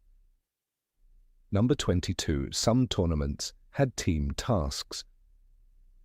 The Triwizard tournament is often remembered as a solitary endeavour, a trial by fire meant to elevate one champion above all others. Only one can win, Dumbledore reminded the students of Hogwarts when introducing the event in 1994. And yet what many witches and wizards don't know is that the tournament has not always been such a lonely path. In fact, during certain centuries, the tournament structure allowed for coordinated effort, demanding not just raw magical ability, but trust, leadership, and strategic cooperation. One of the most notable examples occurred in the tournament of 1512, when participants were forced to rely on teammates to navigate a challenge known to history as the Trial of the Enchanted Forest. This particular year, the tournament took place at Beauxbatons Academy of Magic, nestled in the Pyrenees, where mists rolled in thick from the valleys and magic clung to the air like dew. The decision to incorporate team challenges was not made lightly. According to surviving records from Beauxbatons' extensive archives, the organisers, led by Madame Sorel Dumont, a revered charms mistress, believed the nature of wizarding conflict had changed. Duels were no longer sufficient to test a champion's worth. "Let it be known," she wrote, "that a wizard's strength lies not only in spellcraft, but in unity with his fellows." The first two tasks of the 1512 tournament followed traditional guidelines, a solo obstacle course through transfigured terrain, and the ever-feared dragon guarding a golden artifact. But it was the third task that shocked the wizarding world. Rather than sending champions in alone, Madame Dumont declared that they would be joined by two allies of their choosing, students from their respective schools, to attempt the final trial. This challenge would test not only their courage but their ability to lead. Each trio was instructed to select their own teammates from a pool of volunteer students. The champions, Leonard Marchand of Beauxbatons, Ingrid Holm of Durmstrang, and Robert Flint of Hogwarts, chose wisely, favouring clever minds over brute strength. Flint, a seventh-year student with a penchant for defence against the dark arts, selected Ewan Wright and Matilda Clare, both known for their quick thinking and unshakable calm. The task was simple in theory, but brutal in execution. Each team was informed that a hostage had been hidden deep in the enchanted forest that bordered the Beauxbatons grounds. This forest was not ordinary. Its trees whispered in dead languages, its shadows moved even when the wind held still, and illusions waited around every twisted trunk. The goal: locate the hostage, retrieve them unharmed, and return to the clearing within the hour. The complexity arose from the rules. Only 2 members of each team could enter the forest. One had to remain behind in a monitoring tent, where they could view fragments of the maze through a magical scrying orb and offer remote guidance. That alone created a dilemma of trust. Who would be the eyes without a wand? Who would have to brave the dangers within? It demanded careful role division, a rarity in the fiercely individualistic world of magical competition. Robert Flint chose to stay behind. He believed Matilda, a gifted illusion breaker, and Ewan, a master of silent spells, had the right mix of agility and cunning. He would guide them through the ever-shifting terrain using the scrying orb and the voice-link charm developed specifically for the challenge. He made the hard choice, one later commentator noted, to sit out the glory for the sake of the mission. Inside the forest, Matilda and Ewan faced trials that no single witch or wizard could have endured alone. A tree whose branches formed binding chains lunged at Matilda, and only Ewan's wordless casting of Diffindo saved her. When Ewan found himself stuck in a time-looping glade, reliving the same 5 minutes again and again, it was Matilda's countercurse and Flint's steady voice from the tent that pulled him out. Their cooperation wasn't flawless. There were moments of panic, of hesitation, but their dynamic adapted with every twist. More importantly, their ability to work as a unit proved vital when they reached the glade of mirrors. Here, dozens of replicas of the hostage, Professor Sylvain Roux, a Beauxbatons transfiguration master, wandered aimlessly, each indistinguishable from the next. The real ruse was under a cloaking charm that only activated upon the correct series of questions being asked, in the correct order, within a 3-minute span. It was Matilda who realized the answer lay in Rue's own lectures. From the tent, Flint reminded them of Rue's penchant for quoting Merlin and conjuring phoenixes during lessons. They played on those details, asking carefully phrased questions about phoenix rebirth cycles and the ethics of transfiguration. The real Rue blinked twice, his tell, and they made the grab with only seconds to spare. Other teams fared less well. Ingrid Holm of Durmstrang was an exceptional duelist, but her refusal to relinquish control backfired. She insisted on leading the mission herself and entered the forest with both teammates, violating the rule that one must remain behind. The forest responded accordingly. Without someone to guide them from above, the trio became disoriented. They stumbled into a thicket of memory thorns, plants that forced them to relive traumatic moments from their childhoods. 2 members had to be rescued by tournament officials, unconscious from emotional overload. The consequences were severe. Holmes' disqualification shocked many, but it underscored the purpose of the task. A true champion must not only be strong, but wise. "One must know when to act," wrote Dumont in her post-tournament report, "and when to trust others to act in your stead." Beauxbatons' Leonard Marchand had an altogether different experience. Known for his brilliance in potions and enchantments, Marchand used his role in the tent to brew a temporary fogbane draught for his teammates, allowing them to see through illusions. His plan worked for the first half of the mission, until one teammate fell into a charmed sleep brought on by the lullabies of spectral wolves. Marchand attempted to wake him using the orb, only to find the magical connection severed. Alone and improvising, his other teammate braved the rest of the forest alone and retrieved the hostage, but returned 10 minutes late. As a result, no team completed the task perfectly. Flint's team won by virtue of accuracy and time, earning Hogwarts the cup that year. But even more telling was the conversation that followed in the magical press. Was teamwork undermining the intent of the Triwizard tournament? Some heralded the 1512 challenge as a step toward a modern era of cooperation. Others, like the famously conservative Armand Lestrange, argued it diluted the event's meaning. "The Triwizard champion," he wrote in the Magical Standard, "must stand above, not within, the crowd. Let no illusion of democracy weaken our traditions." In the decades that followed, team challenges were slowly phased out. By 1624, the regulations were revised to clarify that all final tasks must be completed individually. The official reasoning was logistical. Coordinating multiple students and enchantments across national schools proved increasingly difficult. But many believed the truth lay in the political undertones. As tensions between magical nations flared, especially between Durmstrang and Hogwarts, cooperation became suspect, even dangerous. By the time the tournament was revived in 1994, no traces of team tasks remained. Every champion was to rely solely on their own wand and wit. As Harry Potter faced the Hungarian horntail dove into the lake to save Ron and navigated the hedge maze that concealed a portkey to death, there was no option for teamwork. Ironically, it was in breaking those rules, refusing to leave Cedric to die, clutching the Triwizard Cup together, that Harry demonstrated the very virtues the 1512 tournament had once sought to highlight. The Enchanted Forest Challenge of 1512 remains one of the few surviving examples of a team-based Triwizard task. Its lessons, however, endure. The ability to lead, to delegate, to trust, these are marks of true magical maturity. Not all strength lies in a wand's tip.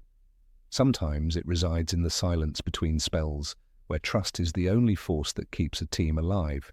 In many ways, Robert Flint never received the full credit he deserved.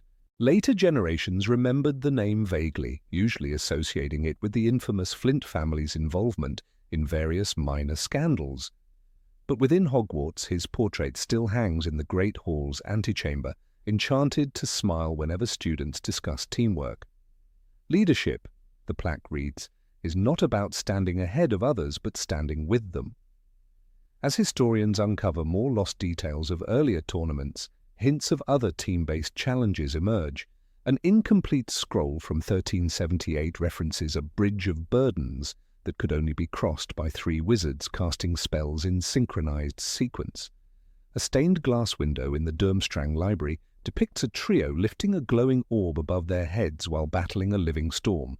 Even the goblet of fire itself, according to certain myths, once flared green instead of blue when asked to name more than one champion per school. But these glimpses remain shrouded in mystery. The modern Triwizard tournament has committed itself to the solitary path, one that reflects both the glory and the peril of individual fame. Still, there's something hauntingly noble about that forgotten forest of 1512, where 3 students, different in house, ability and temperament, learned that magic is strongest when cast in concert. Perhaps one day that idea will find its way back into the heart of the tournament. Until then, the whispering trees of the enchanted forest remember, and so do we. Number 23. Dragons were not always used.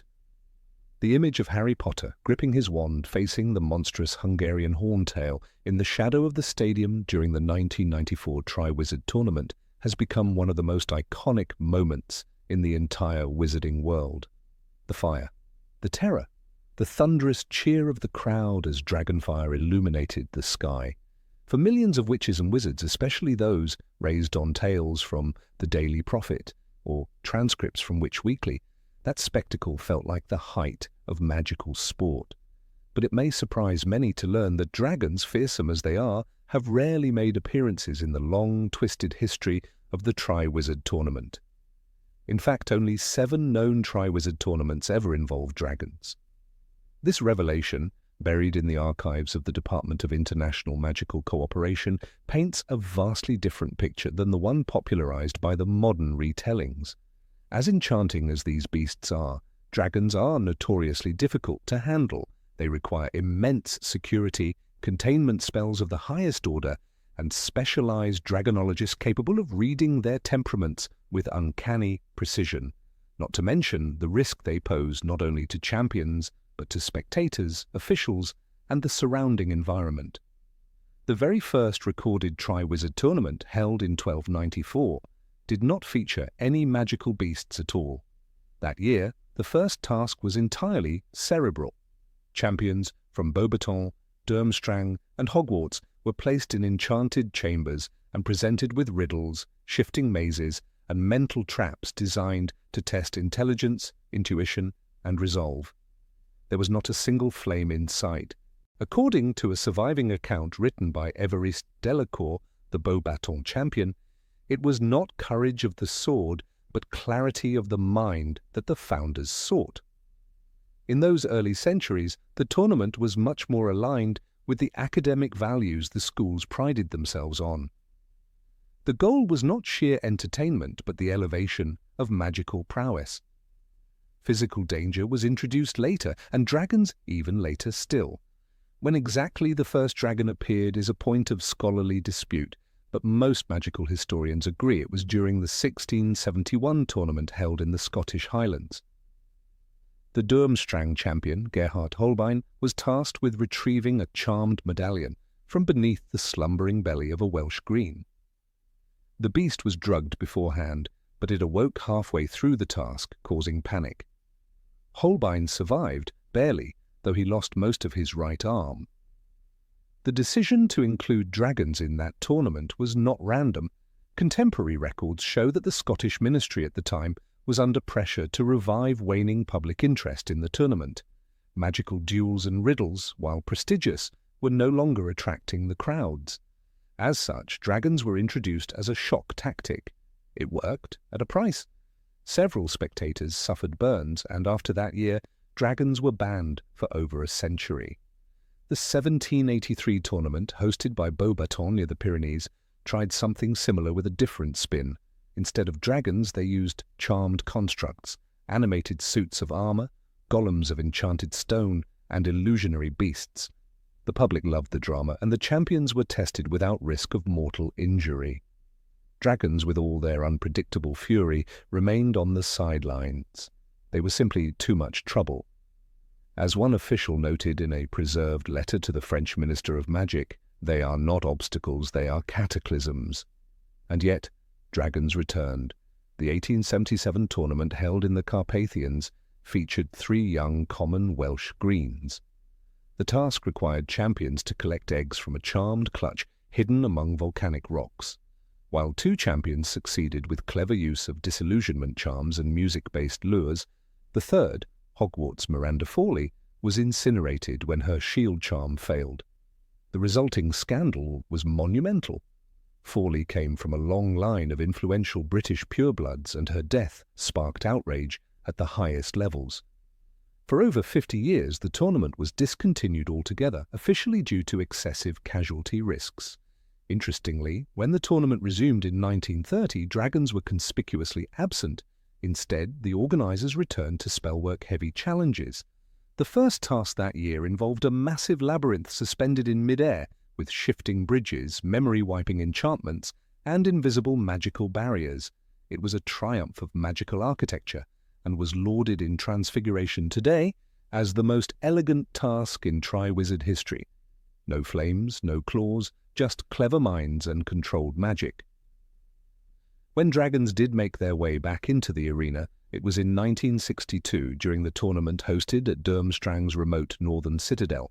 The organisers, keen to demonstrate their nation's magical strength during a period of growing international tension, imported 2 Swedish short-snouts and a single Romanian longhorn. The latter broke free during transport and killed 3 handlers before being subdued. The task itself required champions to extract a magical staff stuck between the creature's feeding stones. Durmstrang's champion, Ivan Kovalev, succeeded using a masterful combination of flame-resistant salve and a luring spell involving raw ox meat. But the trauma lingered. The Beauxbatons champion, Celestine Marchand, was hospitalized for months. A curious aspect of dragon usage is how often it is tied to political motives. Every recorded use of dragons coincides with a time when at least one host school was under pressure, financial, reputational, or ideological. Dragons were theatrical. They brought press, profit, and patriotism. Magical historians now consider this a manipulation of the tournament's original purpose. In a scathing 1988 editorial published in The Wizard's Eye, scholar Tristram Bott wrote, "We do not parade death for sport. The Triwizard tournament is not a circus." Which brings us inevitably to the 1994 revival, the most famous Triwizard tournament of all time, thanks in no small part to the events detailed in Harry Potter and the Goblet of Fire. The first task involved 4 dragons, the common Welsh green, the Swedish short snout, the Chinese fireball, and the dreaded Hungarian horntail. Each champion had to retrieve a golden egg guarded by one of these creatures. Harry drew the horntail, described in the book as easily the most dangerous of the lot. The sheer intensity of the scene cemented dragons as a symbol of the tournament in the public imagination. Yet even then, many within the magical community raised objections. Charlie Weasley, a dragon handler involved in the 1994 preparations, was quoted in an internal memo later leaked to the Daily Prophet, warning that even with binding charms and sleep spells, there is no way to guarantee a dragon's compliance. He was right. The horntail nearly broke its magical restraints. If not for Harry's clever use of the summoning charm, Accio Firebolt, the outcome could have been far worse. It is important to note that the use of dragons in 1994 was not initially planned.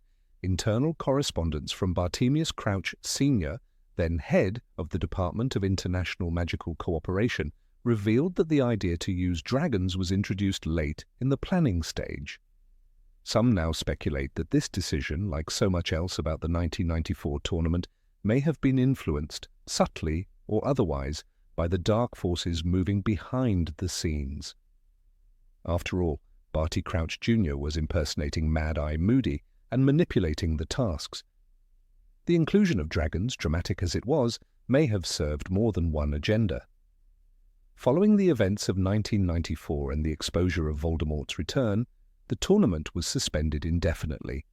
Among the many recommendations made in the final review document was a ban on high-risk magical creatures in future tasks, citing unacceptable potential for loss of life.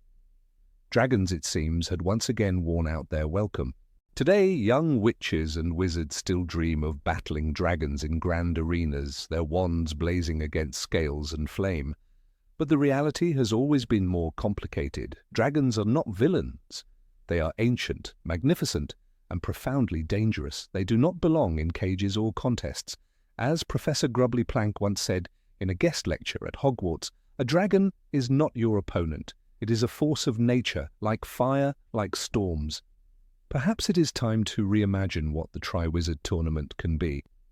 In its earliest forms, it challenged champions to think, adapt, and master the very fabric of magic, not just brute survival. It pushed the boundaries of magical ingenuity, not just adrenaline. There is nobility in that kind of test. And perhaps one day, when the tournament is revived once more, we will see a return to those roots, because history tells us that dragons, as magnificent as they are, were never the heart of the Triwizard tournament. They were a spectacle, rare, dangerous, and fleeting. The true spirit of the tournament lies not in the roar of a beast, but in the quiet power of a well-cast spell, a solved riddle, or a moment of unexpected brilliance.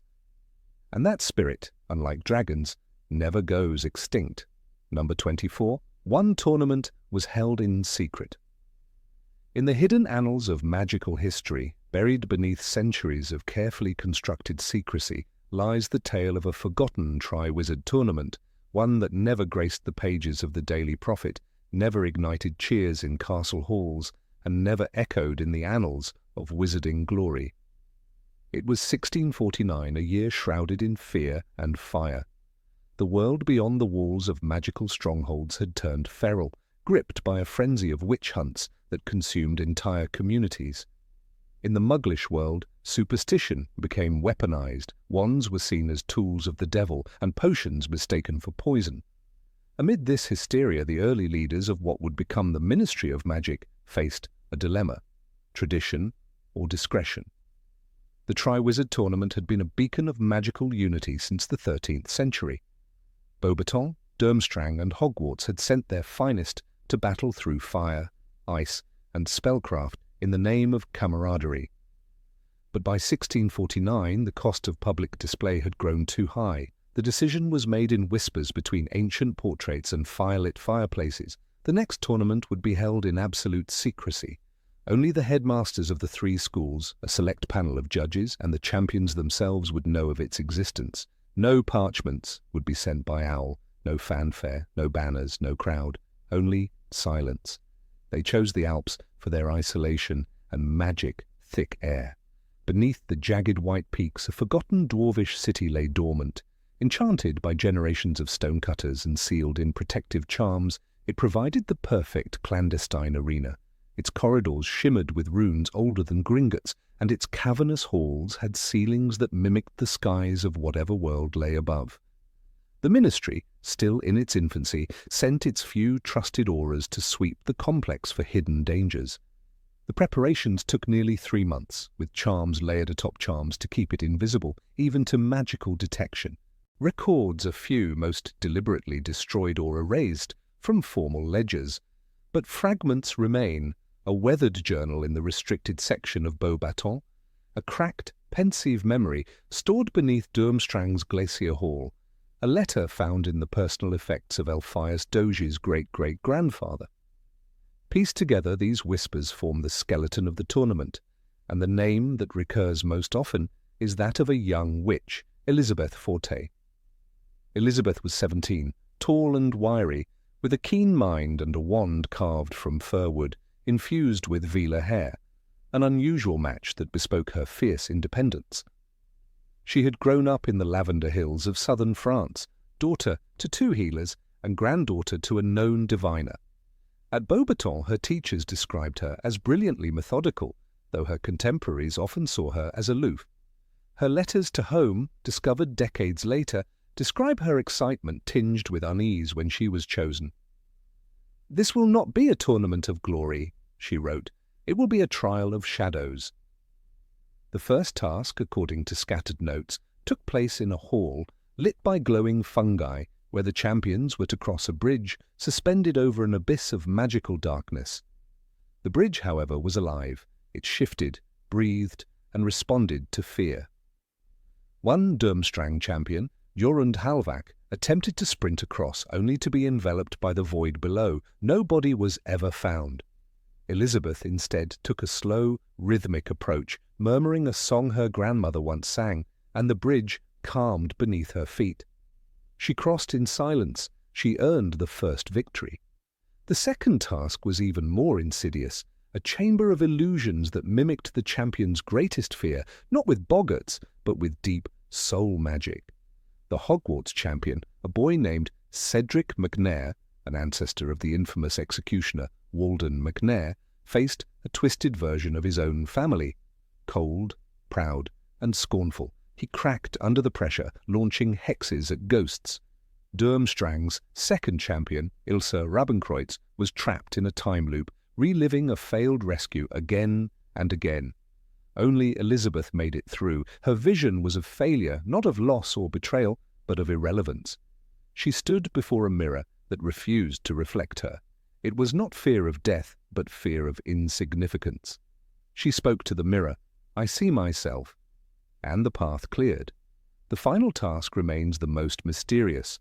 References call it the Labyrinth Below, a name that evokes the later maze of the 1994 tournament. But this one wasn't made of hedges or enchanted fog. It was bone, a twisting network of skeletal remains from creatures long extinct, dragons, chimeras, even grindylows sculpted in pearl white. The walls pulsed with low magic. It was not meant to kill, but to test the mind's endurance. The champions were to retrieve a silver flame, guarded by a being simply called the Silent Warden. Only Elizabeth returned. She walked out bloodied but whole, her wand burnt at the tip. The silver flame hovered behind her, suspended in a glass orb. No photograph was taken, no ceremony was held. Instead, the three headmasters, under strict magical oath, each cut a strand of their own hair and cast it into the orb. It glowed with brilliant clarity for a single minute before dimming forever. The orb is believed lost. Some say it rests in the deepest vaults of Beauxbatons. Others say it was buried beneath the Alps alongside the silent complex. Years later, Elizabeth Forte would become one of the first witches to propose an official body for international magical diplomacy. Her proposal in 1673 laid the foundation for what would later become the Department of International Magical Cooperation. A surviving note from her reads, "We cannot live in islands of power. We must build bridges invisible to the eye, but strong enough to carry peace." Her words are still quoted by diplomats. In the margins of Bathilda Bagshot's unpublished work, Hidden Histories of Magic, a footnote describes a tournament that was buried not for shame, but for safety, and whose victor built not a monument, but a ministry. It is likely that this refers to the secret 1649 tournament. Bagshot, known for her access to ancient texts, probably had more information than she could publish without risk. Curiously, the 1994 Triwizard tournament echoes fragments of the lost event, the maze, the fear-based second task. Even the whispered suspicions around the Goblet of Fire's enchantments mirror the obscure nature of the 1649 challenge. Albus Dumbledore once said, "Dark times lie ahead of us, and there will be a time when we must choose between what is easy and what is right." Those who researched the hidden tournament often felt that it was this choice, right over easy, that guided the decision to bury its memory. And yet, the traces remain. A portrait in Beauxbatons that depicts a flame in glass, with a woman beside it whose name plaque is missing. A room in Durmstrang's lower levels with a door that cannot be opened but hums when approached by those with Velar ancestry. A wand fragment sealed in a silver locket at the French Ministry of Magic, believed to belong to Forte, burned and blackened. The 1649 tournament is a story not of glory, but of grit. Not of applause, but of silence. Its victor, Elizabeth Forte, remains a name known only to the most dedicated historians and archivists, but her legacy endures not in statues but in structure. Her steps echo in the halls of diplomatic offices, in the parchments signed between nations, in the silences kept for the sake of peace. The Triwizard Tournament has always been more than spectacle. Even in its most dangerous incarnations, it has tested the soul. But only once did it test the world's ability to keep a secret so well that even the names of its champions vanished into dust. Only once did it become an oath sealed in stone, breath, and silence. And yet even secrets leave shadows. Perhaps someday that forgotten complex beneath the Alps will stir again. Perhaps the bones of the labyrinth will shift, and the glass flame will flicker anew. And perhaps in the echoes of Elizabeth Forte's quiet triumph, we will remember that history is not always written in ink, but sometimes in the will to endure unseen. Number 25. Participants gained special status after winning. The Triwizard Tournament was never just a contest of magical skill or daring bravery. It was a crucible, a test not only of power but of character, resolve, and the rare ability to survive what others could not. The champions who emerged from this fire were never the same, and neither was the world's perception of them. To be a Triwizard champion was to ascend to a new stratum of magical society, to be elevated, celebrated, and, in some cases, quietly feared. But with this distinction came far more than glory. The legacy of a Triwizard victor echoed in government offices, diplomatic circles, and even in the whispers of those who walked the darker paths of magic. When Cedric Diggory stepped into the Triwizard arena in 1994, representing Hogwarts School of Witchcraft and Wizardry, he was not just the pride of Hufflepuff House, he was a symbol. Tall, noble, and universally admired, Cedric embodied what a champion ought to be. Although his life was tragically cut short in the graveyard at Little Hangleton, his brief time as champion left an indelible mark. The Ministry of Magic, embarrassed and shocked by his death, established the Diggory Fund in his honour, a program meant to support young witches and wizards with extraordinary potential. Cedric, despite never having the chance to claim victory, became an eternal name in the annals of magical history, his image etched in memory as the true Hogwarts champion, as Dumbledore so rightly said. But not every champion met such a grim end. Long before Cedric, there was Lucia Volant, a Beauxbatons student who won the tournament in 1802. Her final task involved crossing a cursed lake filled with inferi, undead guardians meant to test endurance and fear. Lucia did not simply outfly or outspell her competition. She befriended a water spirit trapped in the lake, convincing it to turn on its undead masters. Her victory was not only magical, but deeply political. Within 5 years, she was appointed as France's youngest ambassador to the Magical Congress of the United States, and by age 42, she became the French Minister of Magic. Her reign was marked by reforms in magical creature rights, a reflection of the compassion and cleverness she showed in the lake that fateful day. This trajectory was not unique. Of the 27 known champions who survived and won the Triwizard Tournament, 3 later ascended to the highest magical office in their country. Arne Magnusson of Durmstrang, the 1894 winner, became the Norwegian Minister of Magic and presided over the controversial Werewolf Reform Act. His political rivals often referred to him sarcastically as the Golden Champion, mocking the perpetual glow of victory he never shed. But even his detractors admitted the man had authority. His word was law, and it all began in the hedged maze where he outdueled 2 Hungarian competitors and charmed a boggart disguised as his dead father. Champions were more than their magical feats. They became living legends, shaped as much by public perception as by policy.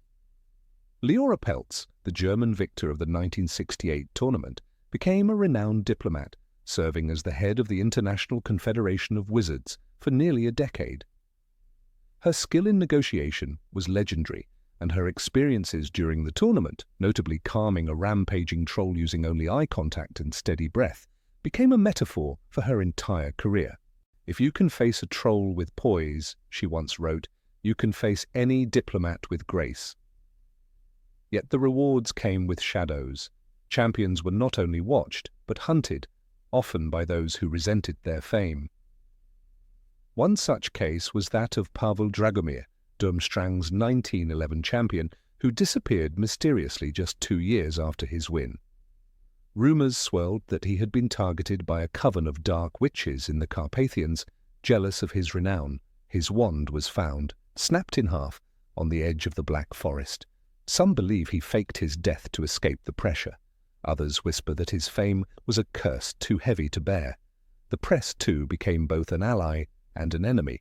Champions were glorified in headlines, only to be dissected in editorials.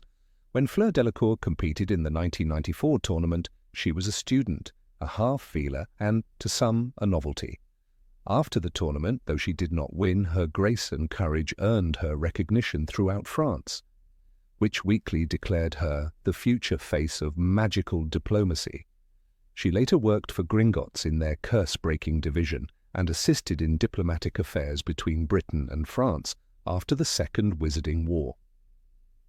Yet for years she faced backhanded admiration from reporters who couldn't see past her heritage, reducing her achievements to beauty and charm rather than skill and bravery. Even Harry Potter, who never sought the tournament and won it only by surviving unspeakable horror, found his victory to be a burden. As Dumbledore solemnly acknowledged, "Remember Cedric Diggory." The cup had been a portkey, the tournament a trap. Yet because he emerged alive, some considered him the de facto winner. The weight of that unchosen title followed Harry for years. "People looked at me like I had done something brilliant," he once said, "but all I did was survive." And in the world of magic, survival was sometimes the most impressive feat of all. Other champions used their fame to advocate for change. Manuela Chavez, the 1973 champion from Castelo Bruxo in Brazil, famously refused all job offers from the ministry after winning.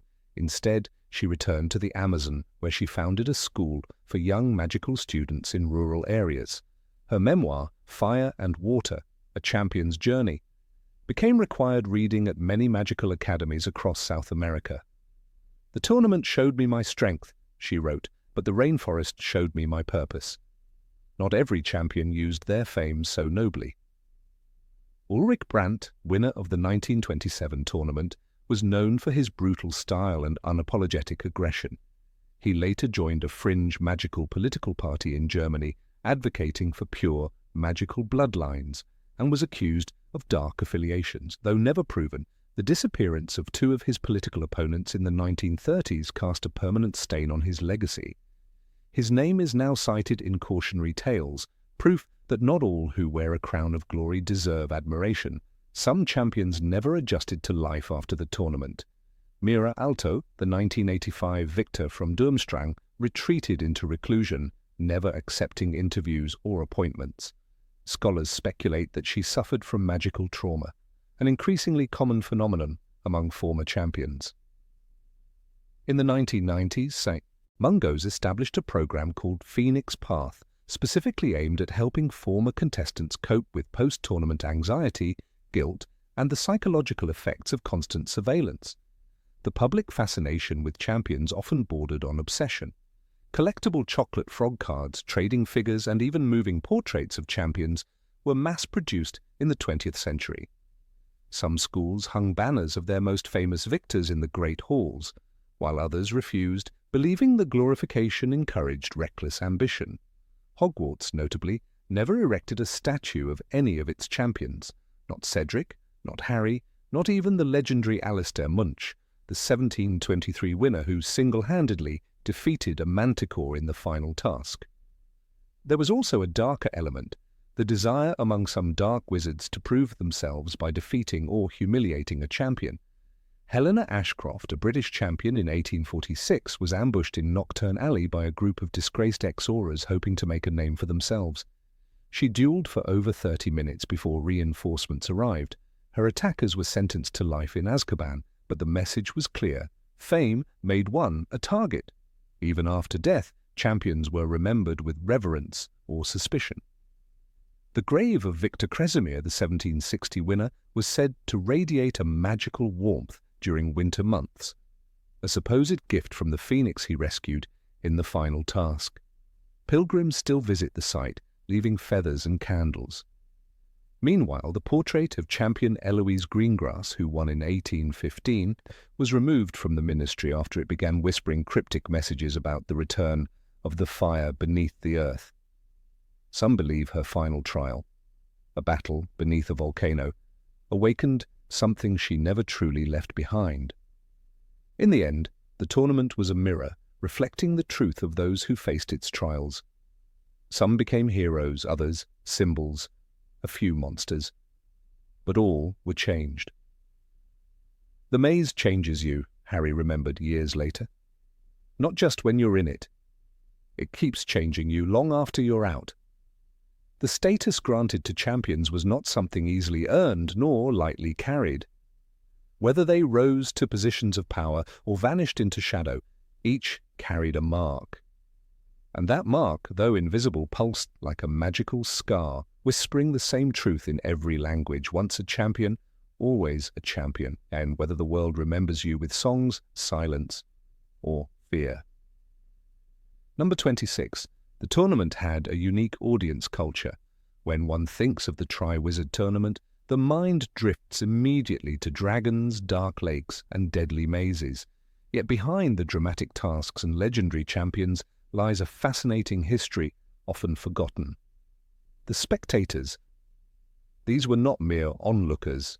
For centuries, they were the lifeblood of the tournament, a roaring, enchanted crowd that turned each challenge into a festival of magic, noise, and sometimes chaos. In the version of the tournament depicted in the 1994 revival at Hogwarts, spectators witnessed only fragments of the action. They saw the dragons from a protected stand. They heard about the underwater rescue from second-hand tales. The maze, however, remained largely a mystery until Harry Potter and Cedric Diggory emerged, bloodied and triumphant. Or so it seemed at first. Yet this limited access was a far cry from the grand, immersive spectacles of the tournament's golden age. In the early centuries, especially between the 1200s and 1400s, the Triwizard tournament bore more resemblance to a magical fairground than a cloistered test of skill. Entire wizarding villages would uproot and travel to the site, setting up tents, stalls, and stages around vast enchanted arenas. Spectators were not just encouraged, they were central to the experience. Wizards brought their families, their wares, and their tales, making the tournament an opportunity to bond, to compete in side duels, to sell novelty spells, and to witness legendary feats. One of the most vivid accounts comes from the infamous 1388 tournament, hosted by the Scandinavian school Durmstrang, in a magically expanded forest known as Valgra Skogen. This enchanted woodland stretched across dimensions, allowing creatures and champions to move through it as though wandering across shifting dreamscapes. The spectators that year were seated not on the ground, but on floating platforms charmed to hover in the air, weaving through the trees like enormous, silent birds.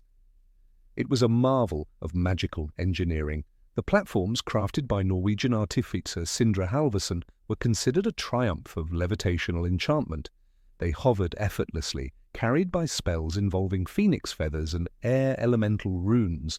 Onlookers were provided with telescopic goggles that adjusted with a tap of the wand, offering close-ups of the action as champions faced off against forest-dwelling sphinxes and shifting fogs of illusion. It was during the second task, however, that tragedy struck. A violent burst of magical energy, of the origin remains disputed, disrupted the enchantment stabilizing Platform 9.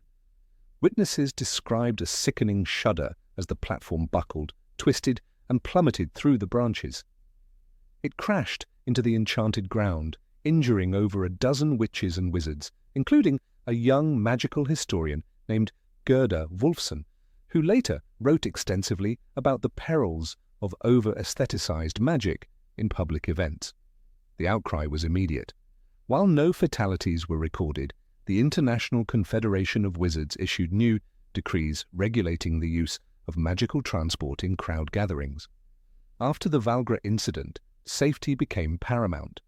By the 14-2 tournament at Beauxbatons, stands were no longer enchanted to fly, but instead built from magically reinforced crystal grown from the very stones of the Pyrenees.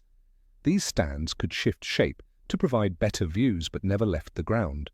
Wards were erected to shield spectators from stray curses, and all vendors were required to register their charms. The festival remained vibrant, but the air of unrestrained, carnival-like wonder had begun to fade. The shift continued through the centuries. As the Triwizard tournament became more formalized, spectators found themselves increasingly at the margins of the experience. By the late 1600s, the tasks were often conducted in sealed arenas or remote environments, and viewing spells were cast upon enchanted screens rather than direct line-of-sight observation.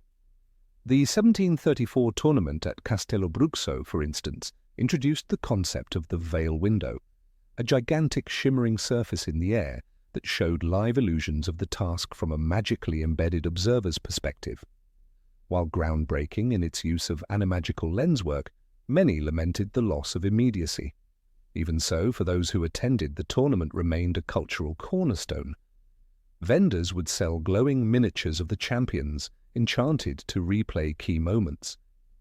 Young witches and wizards wore enchanted scarves that cheered in their place if they lost their voices. The 1811 tournament in Romania included a side attraction where dragons sculpted in ice performed synchronized flight routines, and magical fireworks painted the names of the champions across the sky.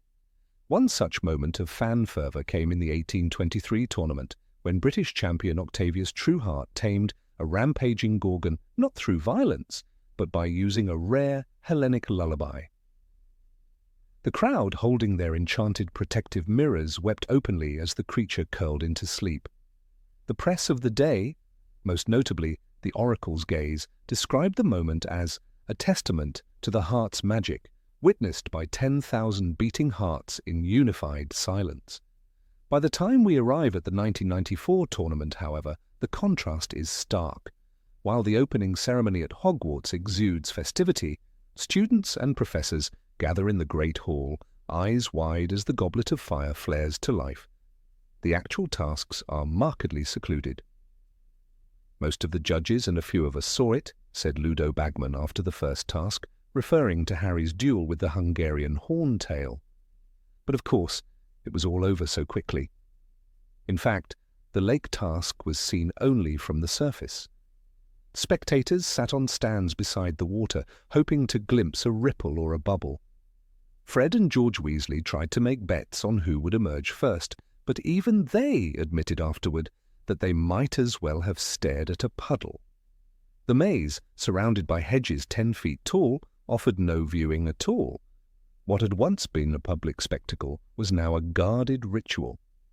One could argue that this retreat from spectacle was born from caution. "The tournament has a history of being deadly," Dumbledore remarked in a quiet moment. And he was right. With the tragic fates of past champions, like Eliana Rousseau, who vanished mid-task in 1467 and was never found, the effort to protect not only the champions but also the crowd is understandable. The death of Cedric Diggory in the 1994 tournament cast a long shadow over any dreams of rekindling its former glory. Yet the older wizarding generations remember differently. Artemisia Locksley, a retired charms professor from Ilvermorny who attended the 1910 tournament in Dublin, described it as the wizarding world's own World's Fair. She recalled floating light orbs dancing above the stands, phoenixes lighting up the night sky, and children riding on broomsticks enchanted to hover no higher than 6 feet, supervised, of course, by hovering ministry officials. The souvenir culture of the old tournaments was especially robust. From self-replicating banners that shouted the champion's name to licorice frogs that sang tournament anthems, vendors crafted marvels of magical merchandise. One of the most treasured relics from the 1512 tournament in Venice is a music box that plays the cheering of the crowd from the final task, a haunting, ghostly echo of thousands of voices frozen in time. Even the champions themselves once saw the crowd not as distant observers, but as a vital force. An early journal from Scottish champion Moira McBain, who competed in 1345, reveals her thoughts the night before the final task. "They will sing my name if I survive this," she wrote. "They came for magic, and I will give it to them, not with fire or steel, but with honor." Her performance, taming a rampaging Kelpie, by leading it into an illusion of the loch, became legendary, immortalized in magical tapestries still displayed at Hogwarts. The fall from grandeur to formality may reflect broader changes in the wizarding world. The rise of secrecy following the International Statute of Wizarding Secrecy in 1692 demanded less public displays.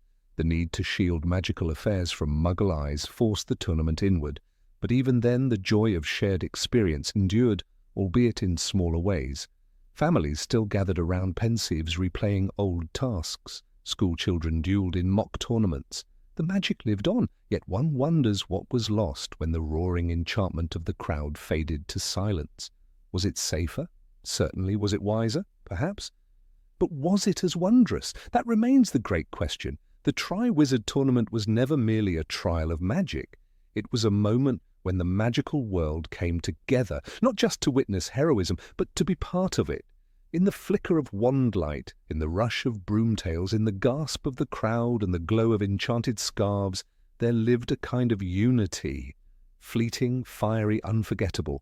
And though the stands are quieter now, the memory lingers, in enchanted music boxes and whispered tales, in portraits of old champions waving to crowds long gone, the story of the spectators endures. They were not just an audience. They were the other half of the tournament's heart. And in every cheer, every magical firework and every floating platform that once soared too close to the stars, they made history. Number 27, Muggle technology. Once affected the tournament. In the long, twisted history of the Triwizard tournament, a competition steeped in legend, courage, and deadly peril, few stories have ever stood out for their quiet controversy. The year was 1925. A veil of secrecy still enshrouded the magical world, yet the shadows of the Muggle realm grew longer, more inventive. While radio towers sprouted across Europe like iron skeletons in the sky, the wizarding world largely ignored the Muggle rush toward invisible sound. But one young wizard saw possibility in it, a possibility that would shake the foundation of magical ethics. His name was Arno Lemke, a sixth-year student from Durmstrang Institute, pale, sharp-eyed, and possessing an unusually mechanical mind for a boy raised on fire spells and blood magic. Arno had spent much of his youth tinkering with forbidden things. Durmstrang frowned upon Muggle artifacts, but never quite banned them, and this loophole allowed Arno to develop a curiosity he nurtured in private. Unlike his classmates, who favoured brute magical force, Arno had a penchant for subtle manipulation, and he had an obsession with sound. By the time he was selected as Durmstrang's champion in the 1925 tournament, Arno was already building devices that channeled both magical and non-magical frequencies. His most curious creation was a modified Muggle radio receiver, small, hexagonal, with twisted bronze coils and polished obsidian knobs. With clever enchantments, he tuned it not to catch Muggle broadcasts, but to siphon and amplify magical vibrations, particularly those from spoken words laced with intent. During the first task, held in the icy valleys near Beauxbatons Academy, the champions were meant to face a deadly skull serpent, an ice-dwelling creature thought to be extinct in the north. But days before the challenge, Arno activated his device under his enchanted pillow, where he claimed he was hiding a sleep charm amplifier. In truth, the device vibrated with whispers from the judge's tent 200 feet away, their words distorted but decipherable. Among them were the unmistakable tones of Chief Judge Ignatius Trelawney and Madame Colette Varnier discussing the layout of the icy maze and the location of the creature's lair. Arno didn't learn everything. His device had limits, but he gathered enough to predict the creature's first hiding place and the route it would take if disturbed. This foreknowledge allowed him to narrowly avoid the serpent's surprise ambush. Spectators cheered his cunning. He appeared lucky, intuitive, blessed even. His instructors back at Durmstrang assumed his success came from his intense study of magical beasts. Yet despite his edge, Arno did not win the first task. That honour went to Magdalena Quinn, the fiercely athletic Hogwarts champion, known for her scorching fire whip charms. Still, whispers of Arno's unusual awareness began to stir among the judges, not enough for disqualification, but enough to warrant attention. It was in the second task, set beneath the enchanted lakes of the Scottish Highlands, that Arno's device again proved useful. This time he sealed it within a waterproof enchanted shell concealed in the lining of his robes. While others struggled with the enchantment-suppressing surface magic, Arno knew, again through the whispers intercepted the night before, that the object to be retrieved from the lakebed was not a loved one or a treasure, but a symbolic fragment of their own magical core. This subtle twist in the task confused the others, who searched aimlessly among false decoys. Arno, guided by foreknowledge, recovered the correct artifact, a pulsating, rune-covered crystal, within minutes. The judges were stunned. Still there was no proof of cheating. And what truly counted as cheating in a tournament defined by the use of one's wit, charm, and magical creativity? That question hovered in the air like an unspoken curse. It wasn't until after the third task, an immense, sprawling illusion maze that consumed a full day to traverse, that suspicions were finally investigated. Arno placed second overall, behind the Beauxbatons champion Gilles Marchand, who outpaced the others through sheer strength and speed. But a small moment during the award ceremony changed everything. Professor Eugene Stobb, an eccentric arithmancer and former member of the Department of Magical Surveillance, asked to examine Arno's wand. A mere precaution, he claimed, but it was not the wand that caught his attention. It was a strange, magical signature emanating from Arno's robes. Using a basic detection charm, Stobb uncovered the concealed shell of Arno's radio. The device was confiscated, its construction examined by the Department of Magical Law Enforcement. What they found astounded them. Muggle components magically fused with runes to circumvent sound-dampening charms, a direct violation of magical code, yet without precedent in tournament law. Though Arno was not stripped of his rank, there was no rule explicitly banning enchanted Muggle technology at the time. The International Confederation of Wizards quickly passed what became known as the Lemke Clause. No participant may carry, conceal, or charm any Muggle invention for magical enhancement or communication before or during any Triwizard tournament event. The Lemke Clause would go on to be cited repeatedly over the next century, particularly during the 1994 tournament at Hogwarts, where magical security was tighter than ever. "We're not taking chances after the Lemke incident," Ludo Bagman had reportedly said to Dumbledore during the preliminary safety meetings. Not with what happened in 25.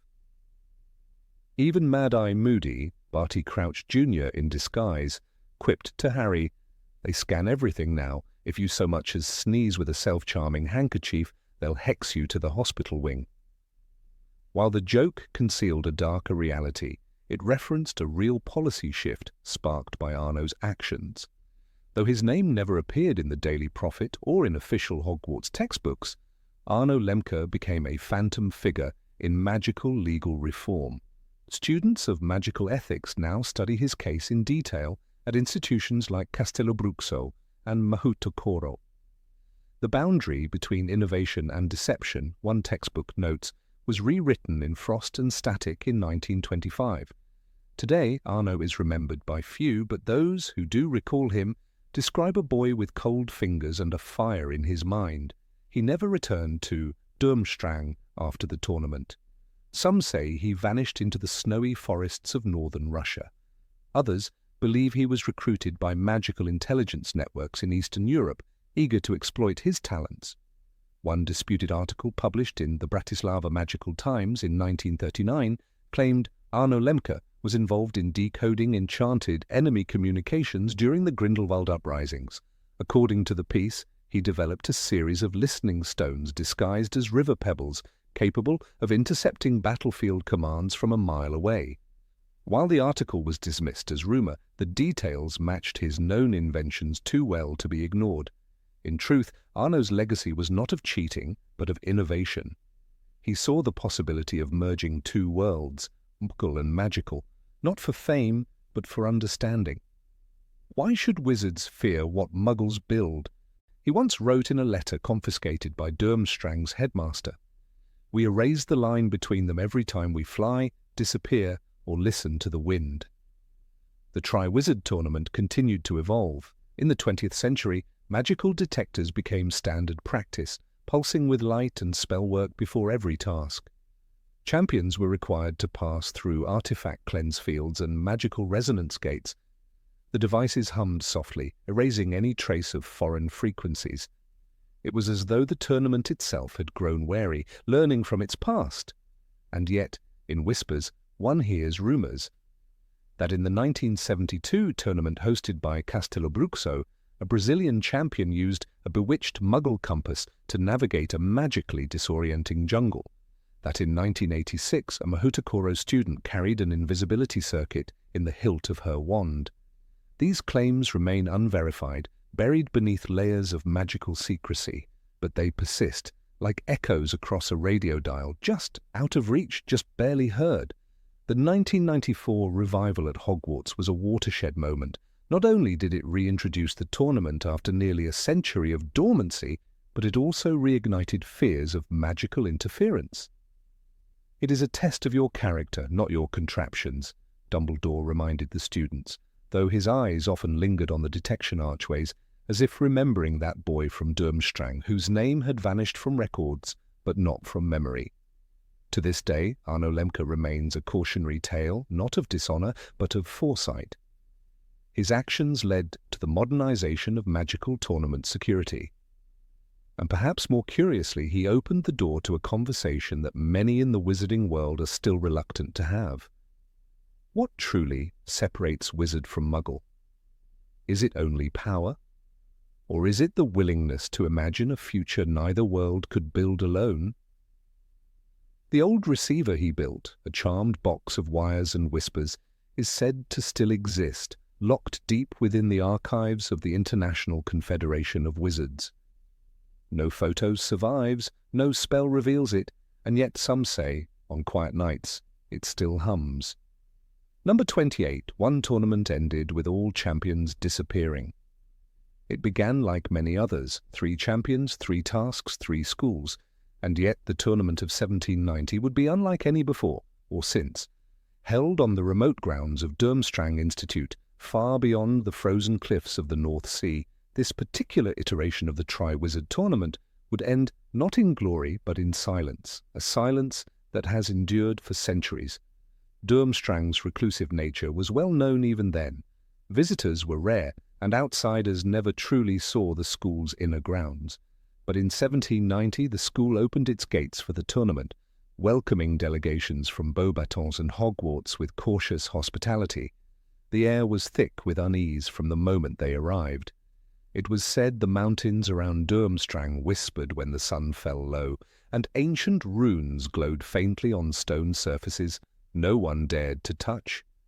The champions chosen that year were no less remarkable than their ominous surroundings. From Hogwarts came Elias Moorcroft, a 7th year known for his command of defensive charms and a curious interest in necromancy, purely academic, of course. Beauxbatons sent Lisette Delacour, a sharp-minded half-veeler with unmatched talent in enchantments, and Durmstrang offered up their own. A brooding young man named Eric Draven, a student with a reputation for dueling, and a mysterious past involving a vanished family estate near the Black Forest. The first task involved subduing a frostworm, a serpent native to Durmstrang's icy lakes. Elias triumphed, managing to lull the creature into sleep with a variation of the Somnus Orbis charm. Lisette cleverly enchanted the ice beneath it to fracture in a controlled pattern, trapping the creature in a magical net of cold. Eric Draven, however, killed the worm outright, with a spell not recognized by any of the attending judges. Some whispered it was a forgotten curse, pulled from Durmstrang's older scrolls, texts supposedly sealed away after the Blood Rebellion of 1342. The second task was more brutal. The champions were required to retrieve a lost relic from the submerged crypts beneath Durmstrang's oldest tower. These crypts, originally built by the school's founders to store forbidden artifacts, were flooded centuries ago during a failed containment spell. Only Eric returned with the relic. A cursed monocle said to belong to Vortigern the Vile, a dark wizard executed in 1233 for soul theft. Lisette emerged hours later, her mind shattered, muttering in broken Old Norse until her departure from the school. Elias never reappeared that day, though he had been seen entering the black waters with confidence. Despite one champion already lost, the tournament continued. The third and final task was described in records as a test of endurance and will. It involved a labyrinth constructed specifically for the tournament, a maze grown from enchanted thorns, bramble, and roots, built atop ancient rune sanctuaries. These ruins predated even Durmstrang itself, thought to have been constructed by a druidic offshoot of early magical settlers. The air inside the maze, according to accounts from spectators and staff, shimmered unnaturally, as though time bent within its confines. Before entering the maze, Eric Draven whispered a short phrase in what seemed like a dead language and placed a hand over his heart. Lisette, recovered enough to participate, was visibly trembling. Some accounts say she had tried to withdraw but was forced to continue under binding magical rules. The moment the three champions stepped into the maze, the brambles sealed shut behind them with a sound like shattering glass. No champion emerged. The hours stretched into days. Professors sent tracking spells into the maze, each one dissolved within seconds, absorbed by the labyrinth. Even powerful detection enchantments like Hominum Revelio yielded nothing. Auras were called. Curse breakers from the Department of Mysteries arrived weeks later, but no trace of the champions was found. No magical echoes, no personal items, not a single drop of blood. The maze was eventually destroyed, burned with cursed fire conjured by 5 specialists from the Czech ministry, but even the ashes offered no clue. According to Magical Catastrophes of the 18th Century by Odo Pritchard, the disappearance was considered the most complete vanishing of magically potent individuals in known magical history. Rumours flourished. Some believed the maze was a cursed gate, a relic of an ancient magical dimension lost to time. Others suggested it had been possessed, infused with an ancient consciousness, hungry for souls. One theory, long dismissed as a fantasy, was proposed by an unsanctioned scholar named Isadora Trenz. In her forbidden volume The Rune Hollows Beneath the Ice, Trenz argued that the sanctuaries below the maze were thin places, where the boundaries between worlds were weak. "Magic here is not subject to wizard law," she wrote. "It bends not to wand or will. Those who trespass may vanish, not in death, but in shift." Interestingly, this was not the first incident involving the labyrinth. A Durmstrang student named Vasily Korolev disappeared in the same forest in 1749 during a solo test of magical endurance. His name was later scratched into one of the stones by unknown hands, deep underground, far below the roots of the maze. The Triwizard tournament was quietly suspended for 2 years following the disappearances. Then, in 1792, another incident occurred. A cockatrice, used in a ceremonial first task, broke loose and attacked the judging panel. One of the headmasters lost a limb, another was nearly petrified. After this, the tournament was abandoned for nearly 2 centuries. When it returned in 1994, the shadows of 1790 still lingered. Albus Dumbledore, in The Life and Lies of Albus Dumbledore, is quoted by Rita Skeeter as having studied the 1790 incident during his early years at the Department of Magical Research. He referred to it as one of the most tragic, if least understood, vanishings in magical competition history. Privately, according to Skeeter, he told a colleague that he believed they crossed into something not meant for our kind. The parents of Elias Moorcroft never stopped searching. For years they consulted seers, necromancers, even travelling to the edge of the forbidden forest to speak with centaurs. One of them, Magrian, reportedly told Mrs. Moorcroft, "Your son did not die, but his stars are unreadable. He walks where there are no constellations." To this day, the event is considered the darkest point in the tournament's long and brutal history. Hogwarts banned all internal labyrinth constructions for decades. Beauxbatons rewrote its code of competition conduct, and Durmstrang, already cloaked in secrecy, erased many references to the event in their official history, yet whispers persist. In 2003, a group of Norwegian magi-zoologists exploring the northern fjords came upon a series of carvings on a glacier face. The runes, though partially eroded, bore resemblance to those beneath Durmstrang's old maze. Among the carvings were three symbols: a sword, a flower, and an eye, all associated with the champions of 1790. Experts dismissed it as coincidence, but the glacier was located hundreds of miles from Durmstrang. How had those symbols travelled? The mystery endures. No memorials were built, no bodies were returned, and no official record offers closure. Just three names carved into the coldest wall of Triwizard history: Elias Moorcroft, Lisette Delacour, Eric Draven, forever lost, yet never forgotten. Whether they vanished into death, time, or a realm beyond comprehension, no one can say. The Triwizard tournament continued, but the fear never fully lifted. In the quiet halls of Durmstrang, it said, you can still hear whispers in the stone.